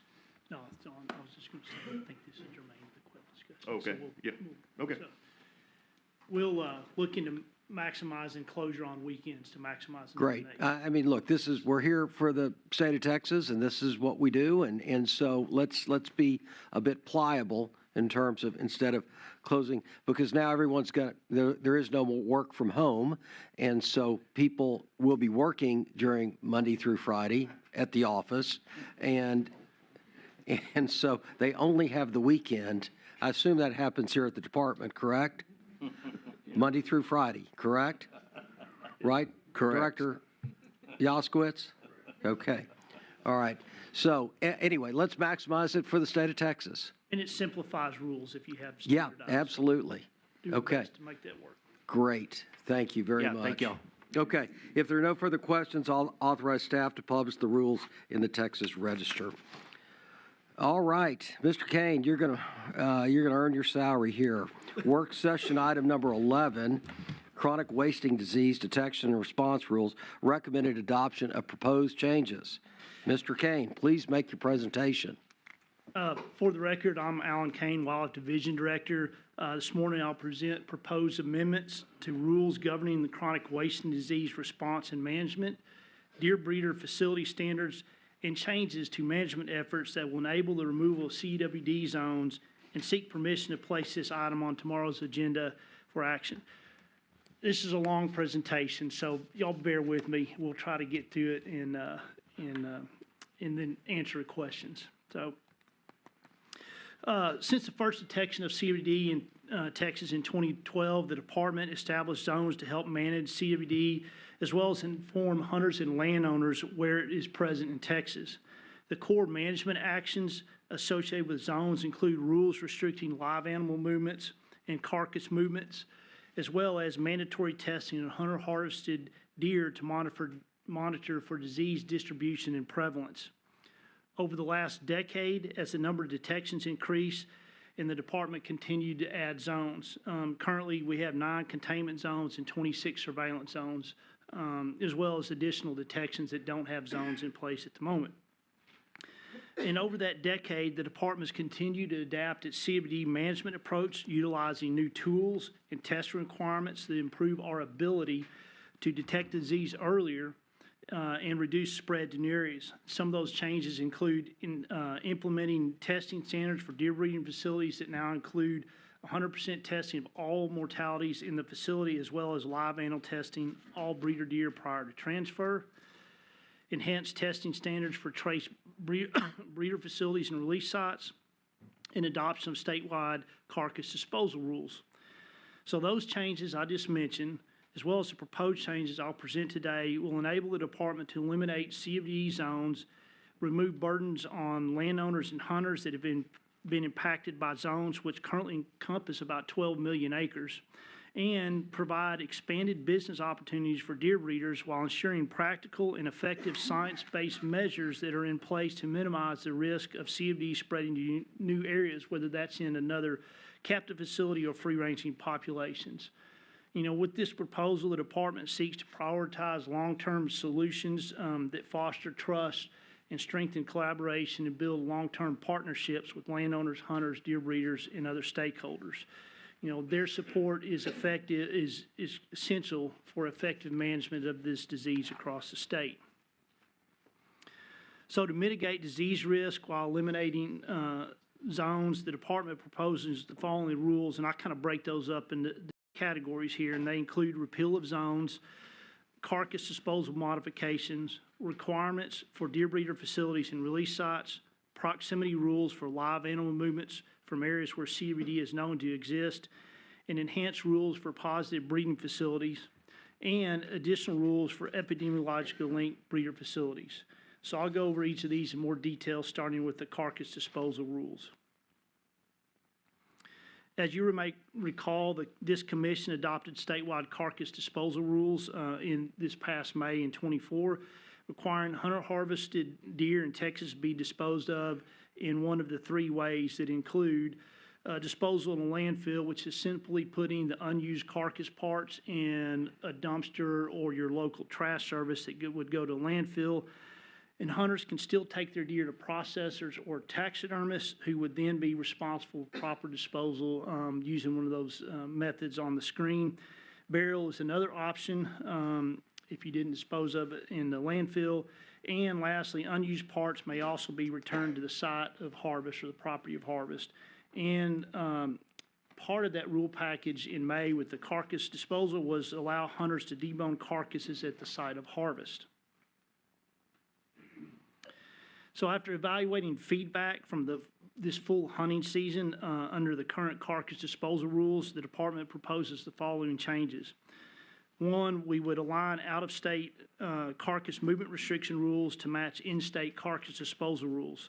So this simplifies the rules for all hunters by requiring the same disposal practice for unused carcass parts, regardless of their origin. So again, simplification of rules is always a key priority when feasible. Next, the proposed to allow deboning at a location beyond the property of harvest to accommodate hunters that debone carcasses at other common locations where they may process their deer. And it would, provided that they could do that, provided proper disposal of those unused parts occurs. Again, this is another example of a rule simplification based on hunter input and better reflects real-world scenarios while maintaining disposal method requirements. We would also propose to clarify that unused parts that are retained must be contained until they're properly disposed of, and if burial of unused parts is a chosen method of disposal, then it must occur immediately. In other words, you couldn't throw the unused parts in a pit and leave it open till the end of the season. You would need to cover it. So those last two bullet points are really to prevent scavengers from scattering those unused parts across the landscape. And lastly, rendering carcass parts will no longer be allowed as a legal means of disposal. The next bucket is a proposed rules pertains to deer breeder facilities and release site standards, which I'll describe in the next few slides. So to further mitigate the risk of CWD spreading across the landscape, the department proposes requiring a double fence around all new deer breeding facilities or facilities requiring a double fence for other purposes that I'll address later in the presentation. The double fence is a common sense practice to eliminate nose-to-nose contact between deer in the breeder facility and deer in the free-range pasture outside of that facility. And the illustration on the slide shows an example of what a double-fenced facility might look at. And so as you can see, the green square represents the ranch, or Ranch A, and it surrounds the breeder facility, which is everything in gray within that black square there. And the breeder facility includes everything inside of it, which is the breeder pens in yellow, the working barns shown in red, and either the alleyways or just that open space in that gray area. I will note that under current rule that no hunting or other activities can occur within a breeder facility. So that area inside that perimeter of that double fence can occur in there that's not allowed by breeder permit. And so which essentially prevents, because that rule's in place, essentially prevents somebody from claiming the ranch's entire border fence, be used as a double fence. The fence has to be around that facility, and everything in there is part of that facility. The proposed standards for the double fence include the following requirements: a 7-foot high net wire fence that completely surrounds the breeder facility, including the pens, alleyways, open space, and associated facilities, including the working barns. And there is some caveats for the working barns. I'll address that here in just a minute.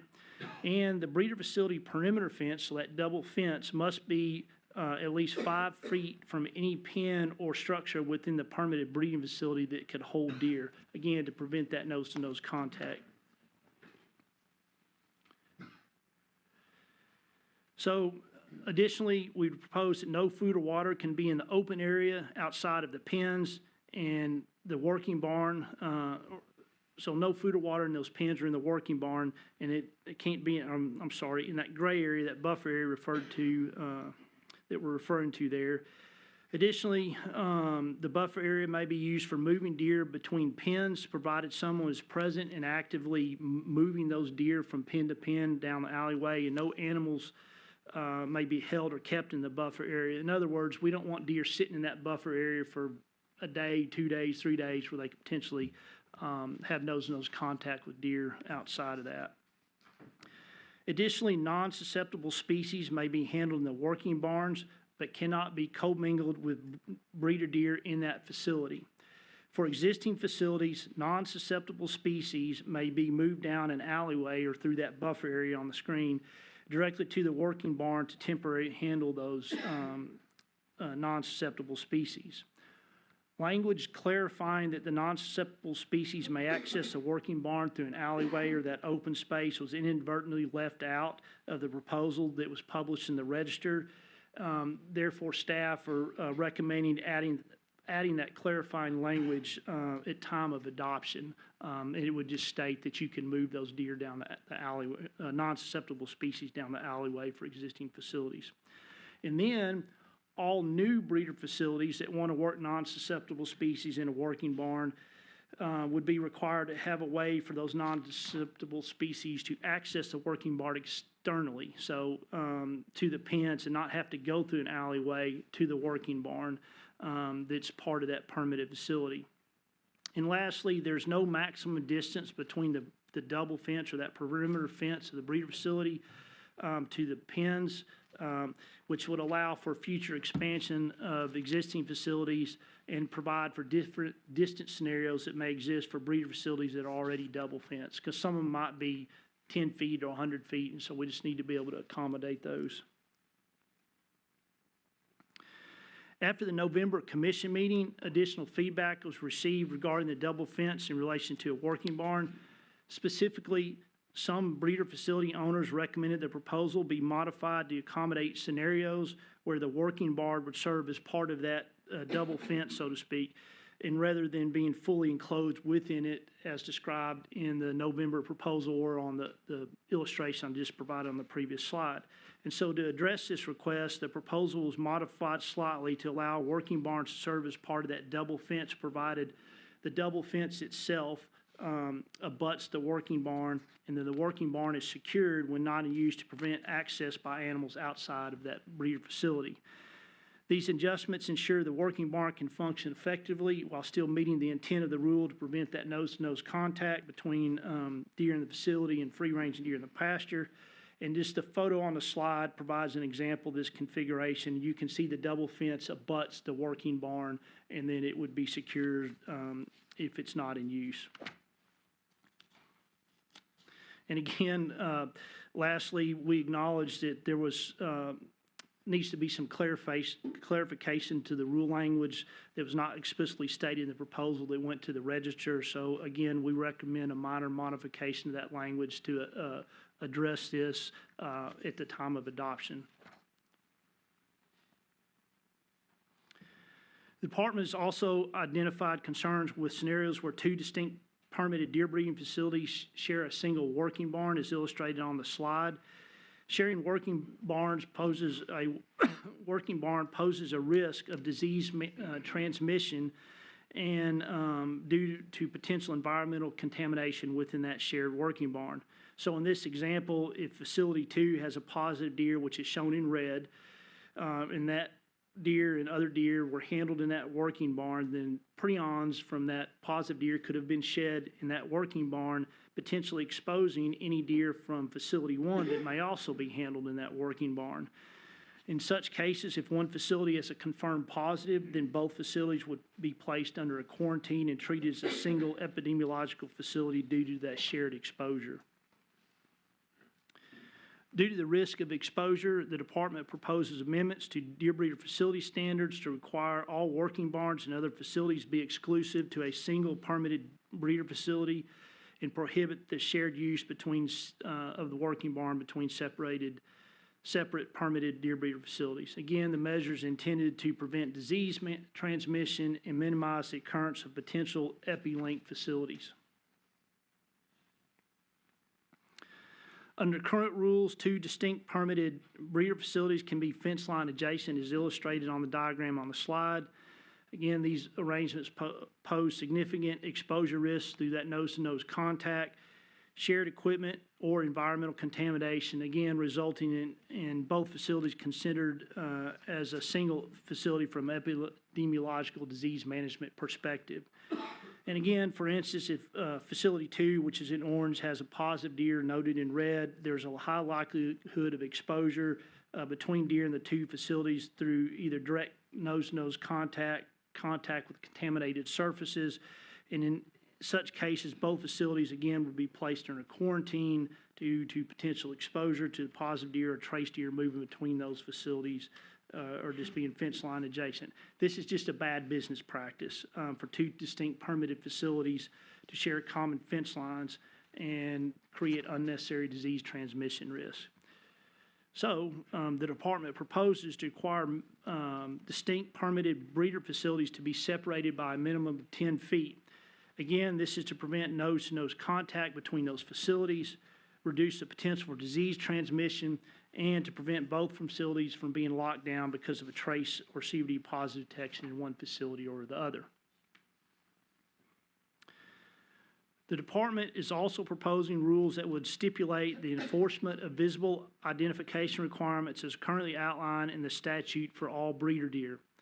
Those tagging requirements include a form of electronic identification that must be either a microchip or an RFID 840 button tag, and a tattoo for any deer transferred from the facility it was born in, and an ear tag with the unique ID displayed on that tag. So you have one of the forms of, currently you have to have one of the forms of the electronic ID, tattoo, and then the ear tag.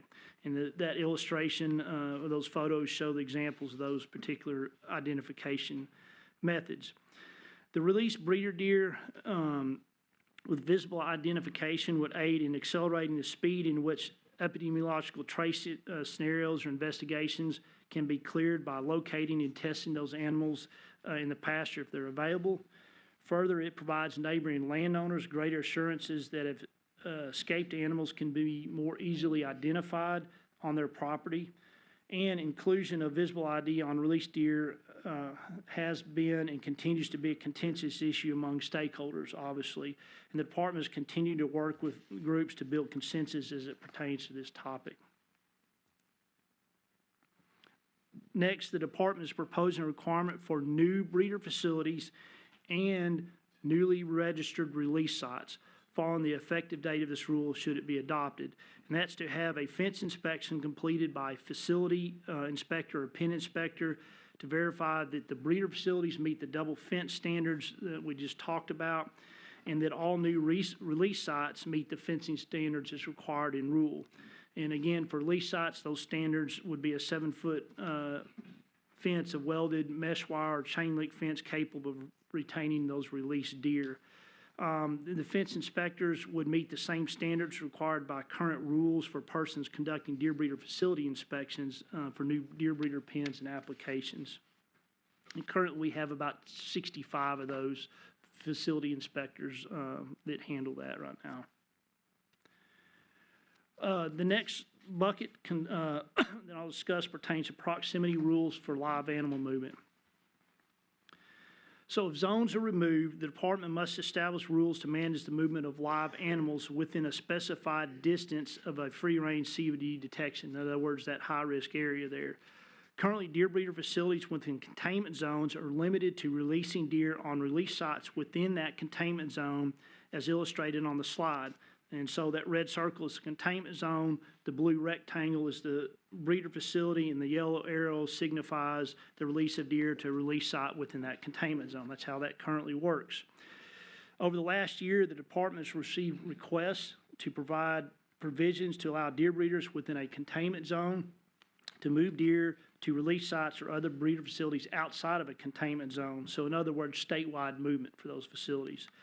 So in order to facilitate this request, in the absence of zones, the department must ensure standards are in place to mitigate potential risk of moving deer from areas where CVD is known to occur to other areas where CVD may not be present or has not been detected.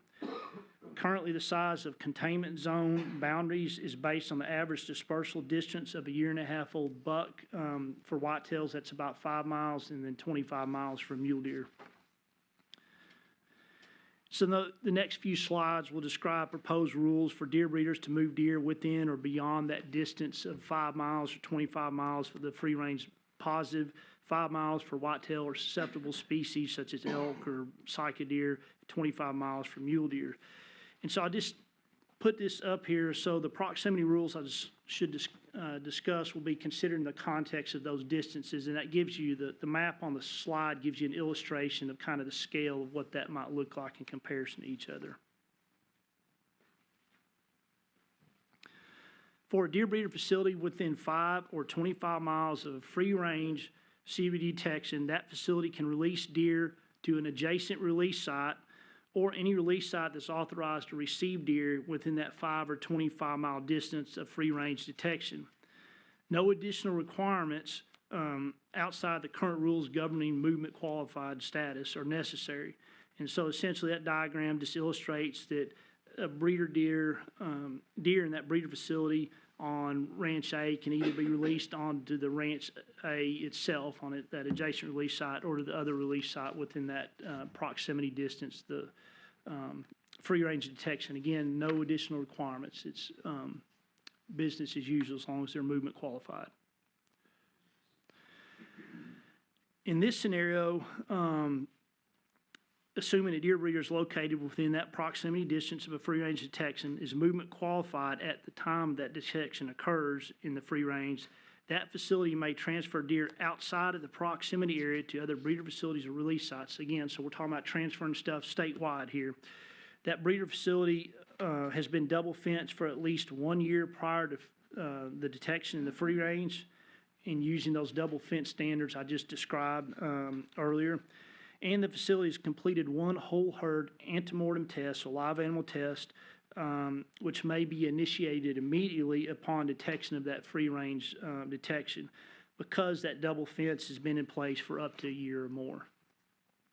So essentially, if you've been double fenced a year or more, once that detection occurs, all you got to do is a whole herd live animal test.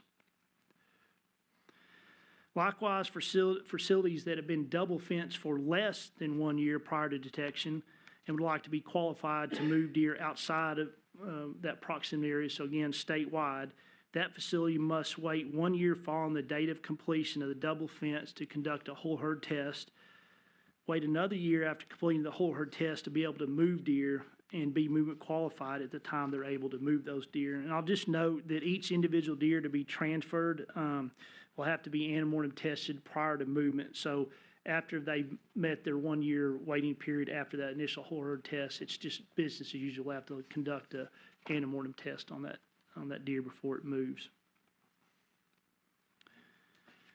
Noting there may be some special circumstances for a very few deer breeders currently in containment zones that are already double fenced and movement qualified, the department is proposing to allow breeder facilities that are in containment zones at this time the rule becomes effective, if adopted, to transfer deer statewide. This proposed amendment would be applicable to very few deer breeders. In fact, there's only 3 that would be in a containment zone, and if they meet those requirements, they could move those deer.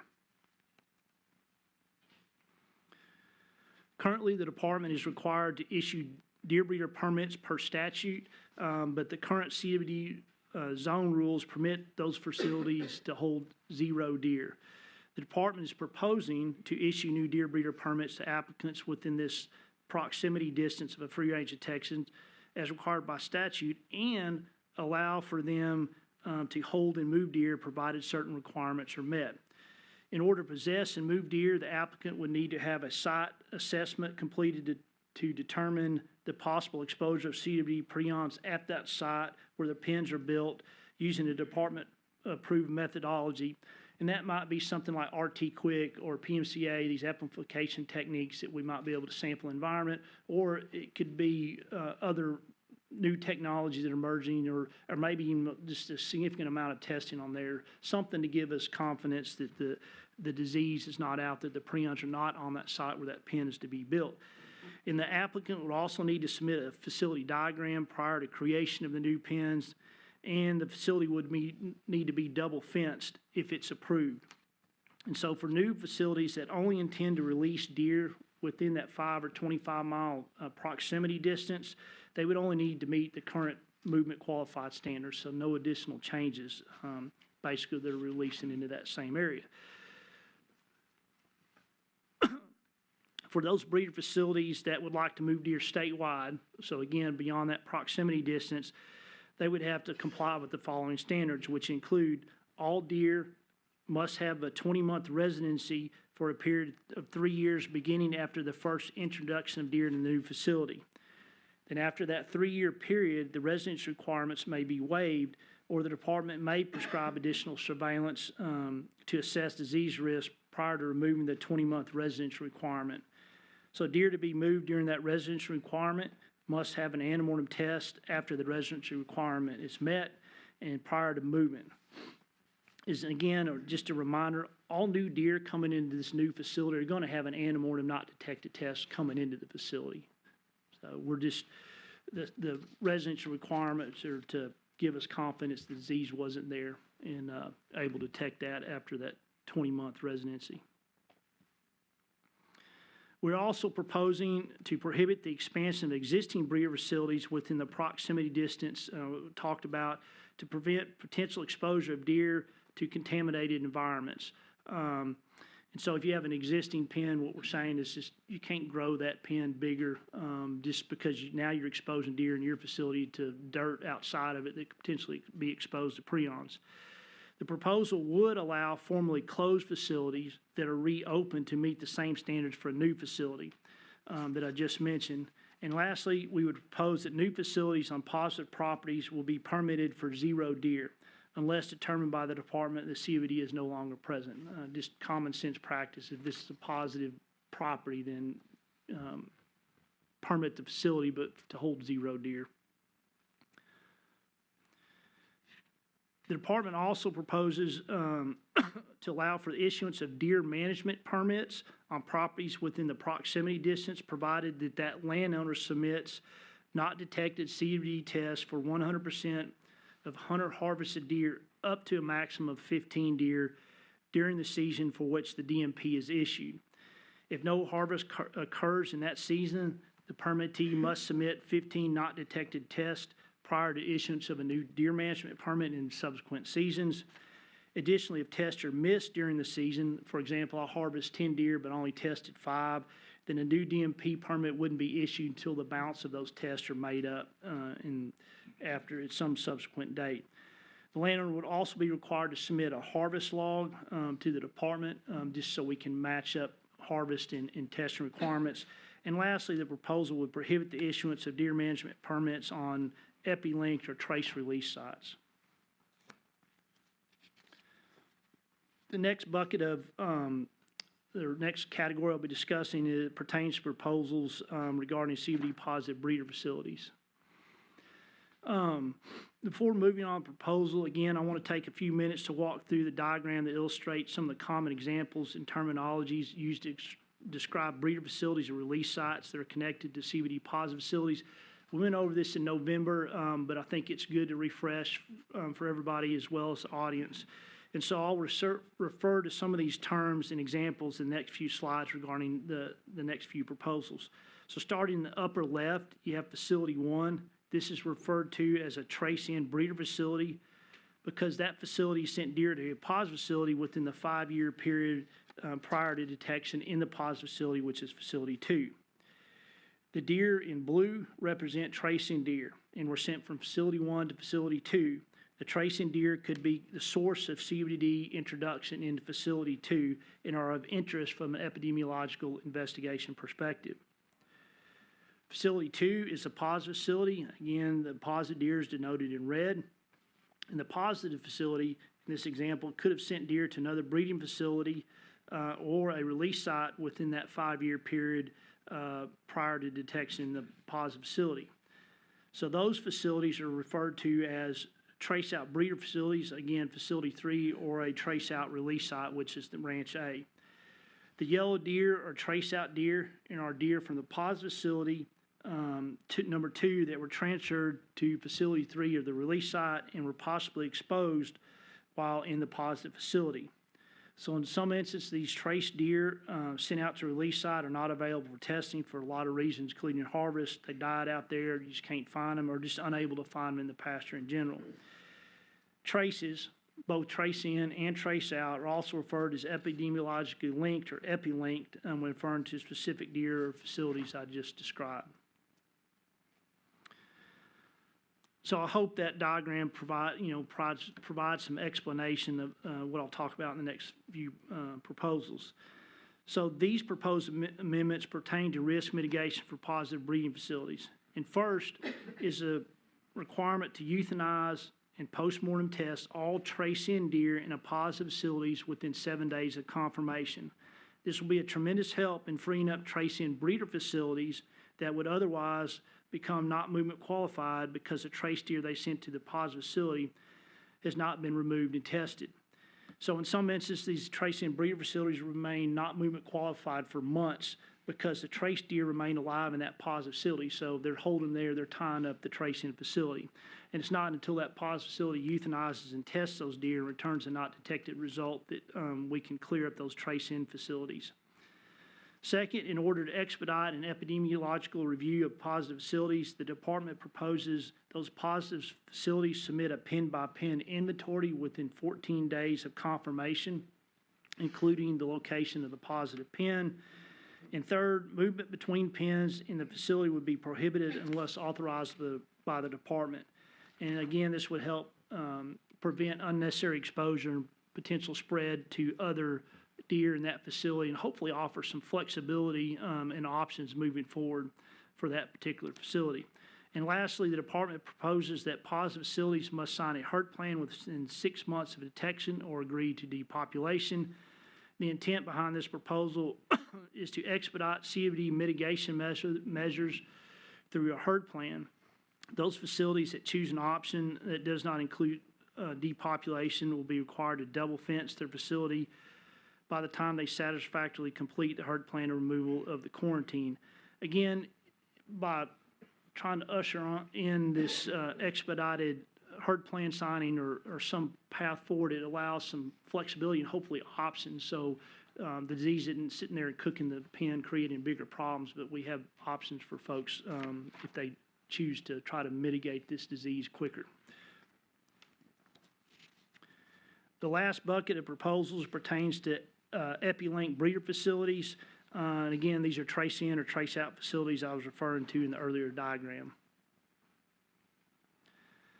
The next proposal will include several changes for trace-out breeder facilities in which some or all the trace deer are not available for testing. These trace-out facilities are currently called Category B facilities when all trace deer are not available for testing. This proposal would return the trace-out breeder facility back to movement qualified status if the following standards are met. One, at least one trace deer has to be unavailable for testing. And then available trace deer that are still in those facilities will need to be post-mortem tested and return a not detected result. The trace deer must have been received 3 to 5 years prior to detection in that positive facility. The trace deer had at least one antemortem test within the last 5 years. The trace-out facility is double fenced, and the trace-out facility has been compliant with all rules for at least 2 years prior to becoming a trace.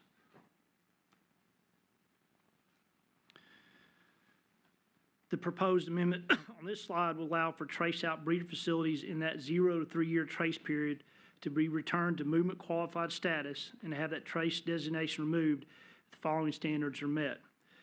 First, the trace-out breeder facility must be double fenced prior to designation as a trace.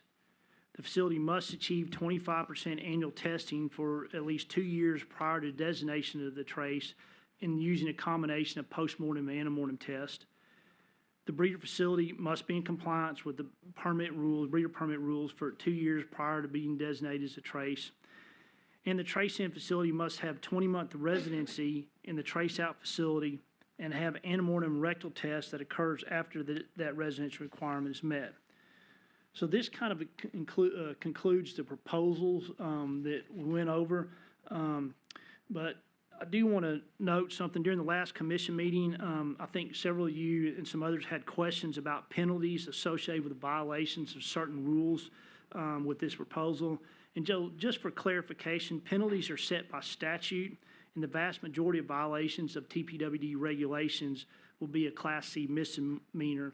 And so examples of those violations of certain provisions of this proposal are included on the slide. And some of the more common ones you might expect is failure to abide by carcass disposal rules, violation of visible ID requirements, or violation of fence inspection standards or requirements.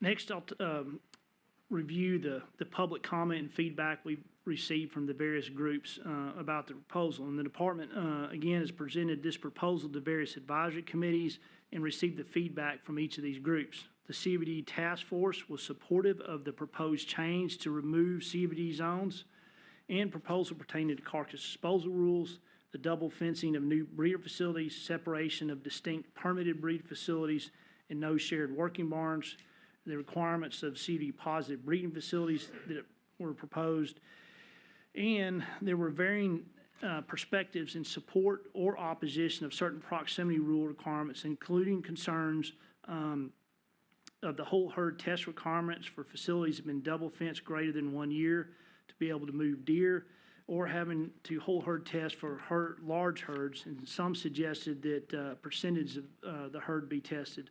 Some members suggested a 1-year wait period after the initial whole herd test before movement for even those facilities that have been double fenced more than a year.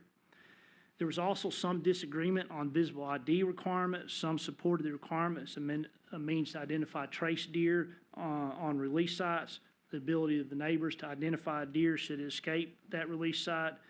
Others opposed the visible ID, noting that ID requirements should be addressed by the state legislature.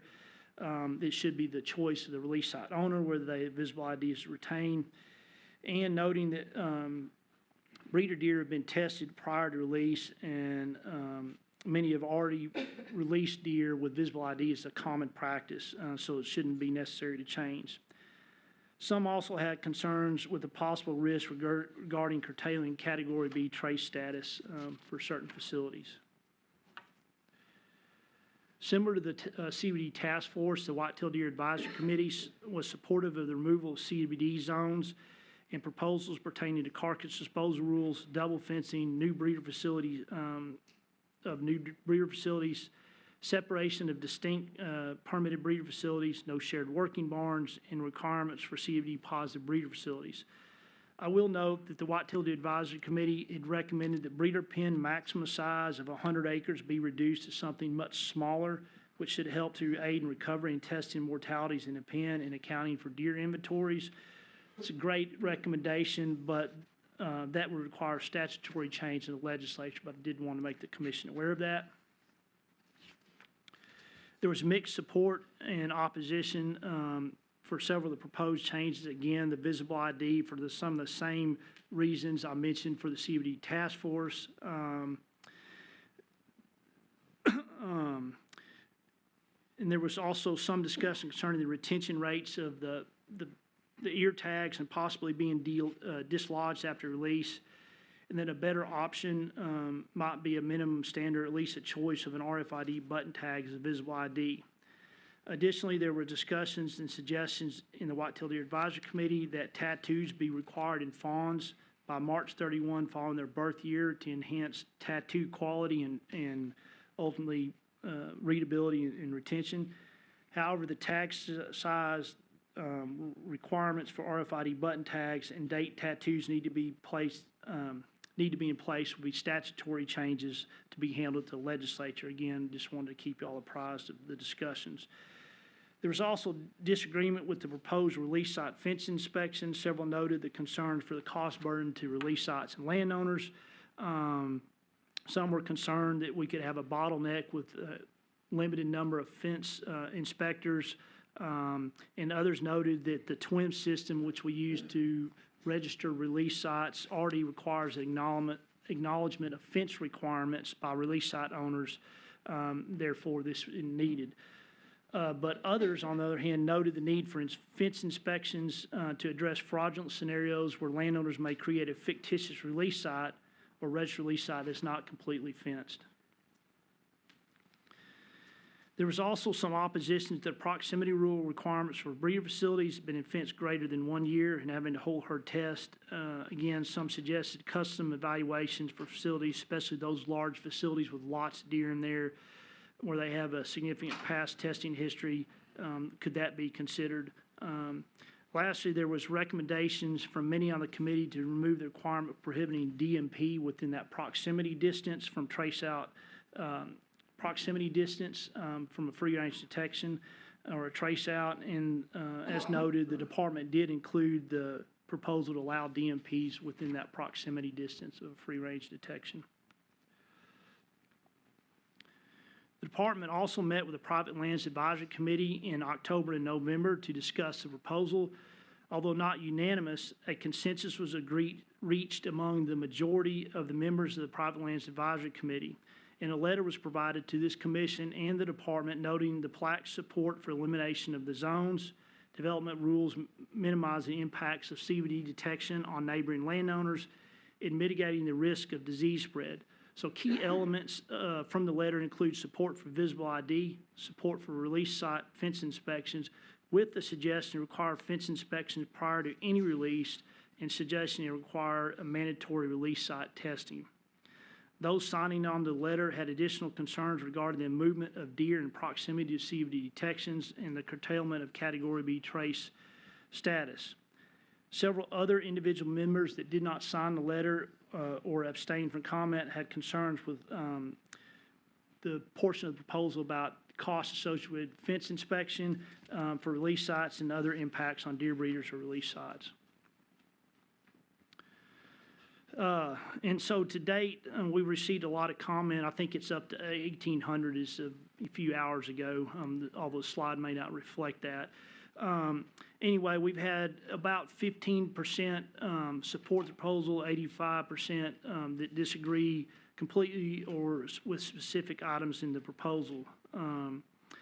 Comments supporting the proposal reference the need for visible ID for reasons talked about a minute ago. There was support for removal of zones that impact landowners and hunters. Reasons for disagreement include visible ID, noting that release site owners should have a choice over visible ID should be addressed at the legislature. Others had concerns with fence inspections being burdensome or the double fence requirements. There was concerns over proximity rules targeting deer breeders and saying this is essentially zone. Just want to remind the commission and folks in the audience that the proposed proximity rules enable expanded business opportunities for breeders that otherwise would not have under current zone rules. Right now, they can only release within the zone. The rules were proposed and allows them the flexibility to move outside of that zone statewide, provided certain standards are met to minimize risk, and also to incentivize management practices for those facilities, such as double fencing. Other reasons for disagreement were prohibiting DMP pins on trace release sites. There was also concern for whole herd testing for facilities in the proximity distance, especially those that have been fenced greater than 1 year. There was concerns over the reliability of the antemortem test, or that the antemortem test on individual deer should be used or be considered as a hard barrier. There was also concerns that this proposal, and these really aren't germane, but I'll mention them anyway, that these proposals are adding more rules to deer breeder, creating more burdens and perception of the trying to end deer breeding, and the rules will impact the hunting economy and deer breeding. I will note that the department also received a comment from the Nature Conservancy in support of the proposal to move away from zone or zone-based strategy to an adaptive focus or adaptive strategy that focuses on risk-based management where that disease has been detected. It also eliminates the need to seek rulemaking from you guys every time we have a CBD detection.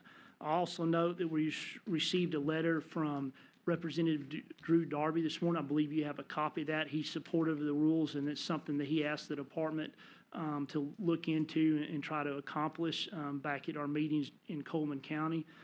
So we're glad to bring the proposal forward to you.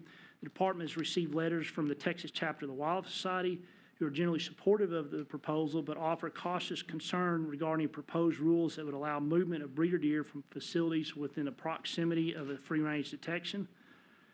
The department has also received a letter of support from the Texas Conservation Alliance, as well as the Texas Foundation for Conservation, and they noted that the proposal is important steps to slow the spread of disease. They also noted that not to be concerned about opposition to the public comment because there's been an email campaign launched to provide or garner opposition to the proposal. And the Texas and Southwest Cattle Raisers Association also provided a letter specifically supporting the repeal of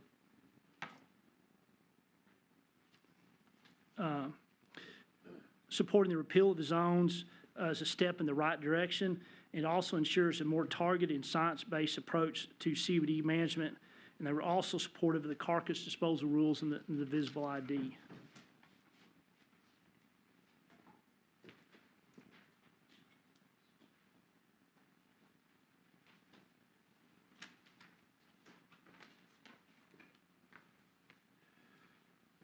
We also just received a letter from Senator Bob Hall and several other representatives, Richard Raymond, Representative West Verdell, and Representative Pat Curry, and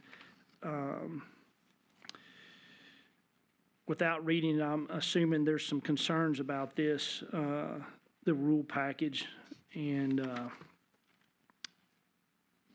but just wanted to make you all aware of that. I'm sure you have a copy. So We do. yeah. Therefore, with all that being said, staff requests this item be placed on Thursday's agenda for public comment and action. And I'll be happy to answer any questions. Okay. Any questions by the commission to Mr. Kane? Patton? Alan, the 25-mile rule, that's specific to mule deer? Yes. And therefore mule deer breeders, is that right? The rule applies to any deer breeder. The 25 miles relates to a free-range detection. So in other words, say I'm a... Okay, well, hang on. There's no mule deer breeders, right? I think we have a couple of breeders permitted to have mule deer. I'm not sure that they have deer in their pens. There may be a few in Trans-Pecos or maybe one in the panel, but very few. Okay. All right, so go back to clarify for me the 25. So, it's a free-range detection. Yeah, and so what it is, and I'll give you an example, is if... It would have to be a deer breeder within the 25, within... They would be impacted. So here's an example. If I own a ranch in Roberts County, and I have a breeder facility on there, which we had a recent detection this fall in the Panhandle, right? And I had a breeder facility, and I was raising deer. Doesn't matter if it's whitetail or mule deer. It's just that I have a breeder facility, and I'm within that 25-mile distance or proximity of that free-range detection. I would be subject to the proximity rules, especially if I want to move statewide. Then I have to meet those standards. If I'm just releasing within that 25-mile proximity distance to my own place or another release site in there, then it's just standard movement qualified. Okay. And then going to your, I think, slide 26, having to do with the MLDP. Oh, it's, the deer management permit, DMP. So it's deer manage. Okay, so it's deer manage DMP pins. All right. And all right. So it, by nature of that permit, a DMP pin is only going to be granted adjacent to or contiguous with a high fence release area. Correct. Correct. Current rules require all DMPs to be on a high fence property. Okay, and a DMP holder may have multiple DMP pins or several different permitted areas within one ranch. But if there were two separate DMP permits, you'd need up to 15 for each one. Right. So what you're talking about is I have a ranch and it's divided into two high fence pastures. I have a DMP in each one. Yes, you would need 15 tests in each pasture. Got it. And then my last, I guess, is more a comment than a question. Certainly happy. It seems like, I mean, well done. There's been a lot of work here, you know, collaborative, both sides of the aisle type work, and certainly don't want to do anything to get in the middle of that progress. But, you know, one of the collateral damages, one of the, you know, took a quick bullet to the head, was the Triple T program that I felt like was a very successful program within the state of Texas, and the Parks and Wildlife did. And it just, despite the fact there were never any positive CWD tests, it just disappeared, vaporized. I certainly hope, not part of this one, but in the future, we can look back at Triple T. There's a lot of people out there that want to improve the genetics of their herd or manage their herd within their own ranch, and they don't want to look to the scientific breeder deer, but they want, you know, the deer that come with Triple T. And I certainly hope Parks and Wildlife can look at bringing that back. It's something we'll discuss. It's been brought up in the Whitetail Deer Advisory Committee several times.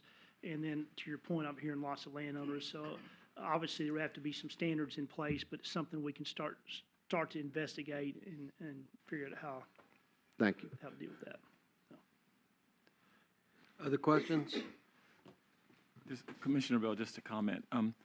There has been an incredible amount of work that has gone into that, and I know that I will say this, probably not, depending on what someone's point of view is, maybe everyone is not completely happy with the set of standards from their particular perspective, but I do believe we've achieved some level of balance and some level of being able to live with this, because also we've created an opportunity, as you said, where in the past, deer breeders might have been closed down completely. There is an opportunity for them to continue to operate, but also we've created some flexibility for landowners so they don't have to necessarily feel threatened by the disease and know that the process is, we're making every effort to try to actively manage the process without restricting people unreasonably, but without creating so much freedom that we put things at risk. So it's a tough balance to strike, and I know that our vet staff has worked with you on that. And so across the board, just kind of thanks for the effort. Let's see where we come out. There's still improvements probably that can be made, but we need to get the first set of changes in again so that we're not constantly reacting to an emergency rule set. I appreciate those comments, Vice Chairman Bell, and we'll echo your comment. Our staff had put in tremendous amount of time in this, and it can be difficult during discussions, but I applaud them. Our veterinarians, our big game program staff, our legal team, everybody, law enforcement, have a say in this, as well as all the stakeholder groups and just comments we received to people. And so hopefully this package, it's not, make everybody happy, as you said, but it's something we can move forward with in a positive direction. So thank you. Great. Any other questions? Well, Patton, I may have one follow-up. On this DMP issue, obviously we've got a hard stop, even if you're MLDP, but particularly if you're not MLDP, if I want to get a permit for next year, do I need to start shooting for right now, or is this, if it were to pass, would it be implemented in the next year? That's what would happen if this was adopted and you applied for a DMP permit September of 25. That season you'll be required to submit 15 tests, or up to 15 tests. So it starts next season. What you need to do starts next season. Okay, but the hunting season wouldn't begin until October. Or whenever. I mean, my point is the DMP permits can be issued in August, September, whatever. But when deer season starts next year, okay, I don't need to shoot. I don't need to start shooting right now. All right, that's fine. Thank you. This is Commissioner Rowling. So with the removal of the zones, hopefully we're not talking about this for ad nauseum and adding new zones and everything like that. But I think there should be some kind of standard by which we're tracking and reported to us on how things are going. I don't know what that looks like exactly, but I think we should be kind of kept up to speed to some extent on where we're finding it, where we're not, how the new rules are working, rather than just kind of, we'll be glad to not talk about it and add new zones every couple of months, but some kind of reporting standard. Yes, and I think I talked about that a little bit in November, but especially to the commission, we've got our public-facing dashboard, but we can continue to update you on quarterly periods on new detections, where they're happening during season when our sampling efforts that our staff are doing. We can continue to do that so you all stay informed. And then obviously the public, as we begin ramping up and start to launch this public-facing dashboard, people will be able to see surveillance efforts in their county where detections occur. So, and that's something I've said before, we need to empower hunters and landowners to give them the information so they can help make decisions, informed decisions about how they want to manage the disease on their place, or it may not be on their place, but how they want to manage or interact, whether it's, hey, I want to provide samples, or I need to reduce my deer density, or I may change my feeding strategy, or whatever it is. But we just need to let people know, and we intend to do that. Anyone else? Okay, if not, thank you. If there are no further questions, I'll place the item on the Thursday commission meeting agenda for public comment and action. Thank you, Alan. Work session item numbers 12 through 22 will be heard in executive session. At this time, I'd like to announce that pursuant to the requirements of Chapter 551 Government Code, referred to as the Open Meetings Act, an executive session will be held at this time for the purpose of deliberation of real estate matters under Section 551.072 of the Open Meetings Act and seeking legal advice under 551.071 of the Open Meetings Act, including advice regarding pending or contemplated litigation. We will now recess for the executive session at 1:31 p.m.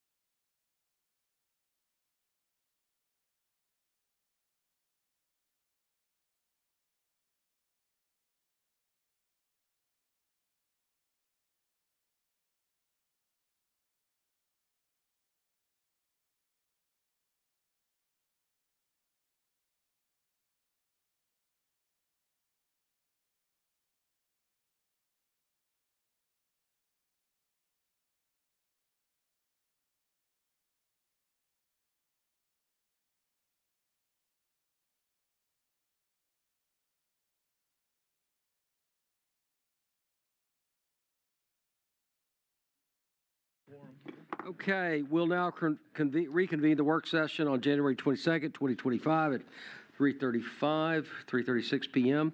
Before we begin, I'll take roll. Hildebrand here. Bell. Here. Abel. Present. Doggett. Present. Foster. Here. Galo. Present. Patton. Here. Scott. Here. Okay, all right, perfect, thank you. We're now returning from the executive session where we discussed the work session real estate item numbers 12 through 21 and litigation item number 22. If there are no further questions, I'll place item numbers 12, 14, 15, 16 on the Thursday Commission meeting agenda for public comment and action. Regarding item numbers 13, 17, and 18, I will authorize staff to begin the public notice and input process. Regarding item numbers 19 through 22, no further action is needed at this time. Dr. Yaskowitz, this commission has completed its work session business, and I declare us adjourned at 3:37 p.m. All right.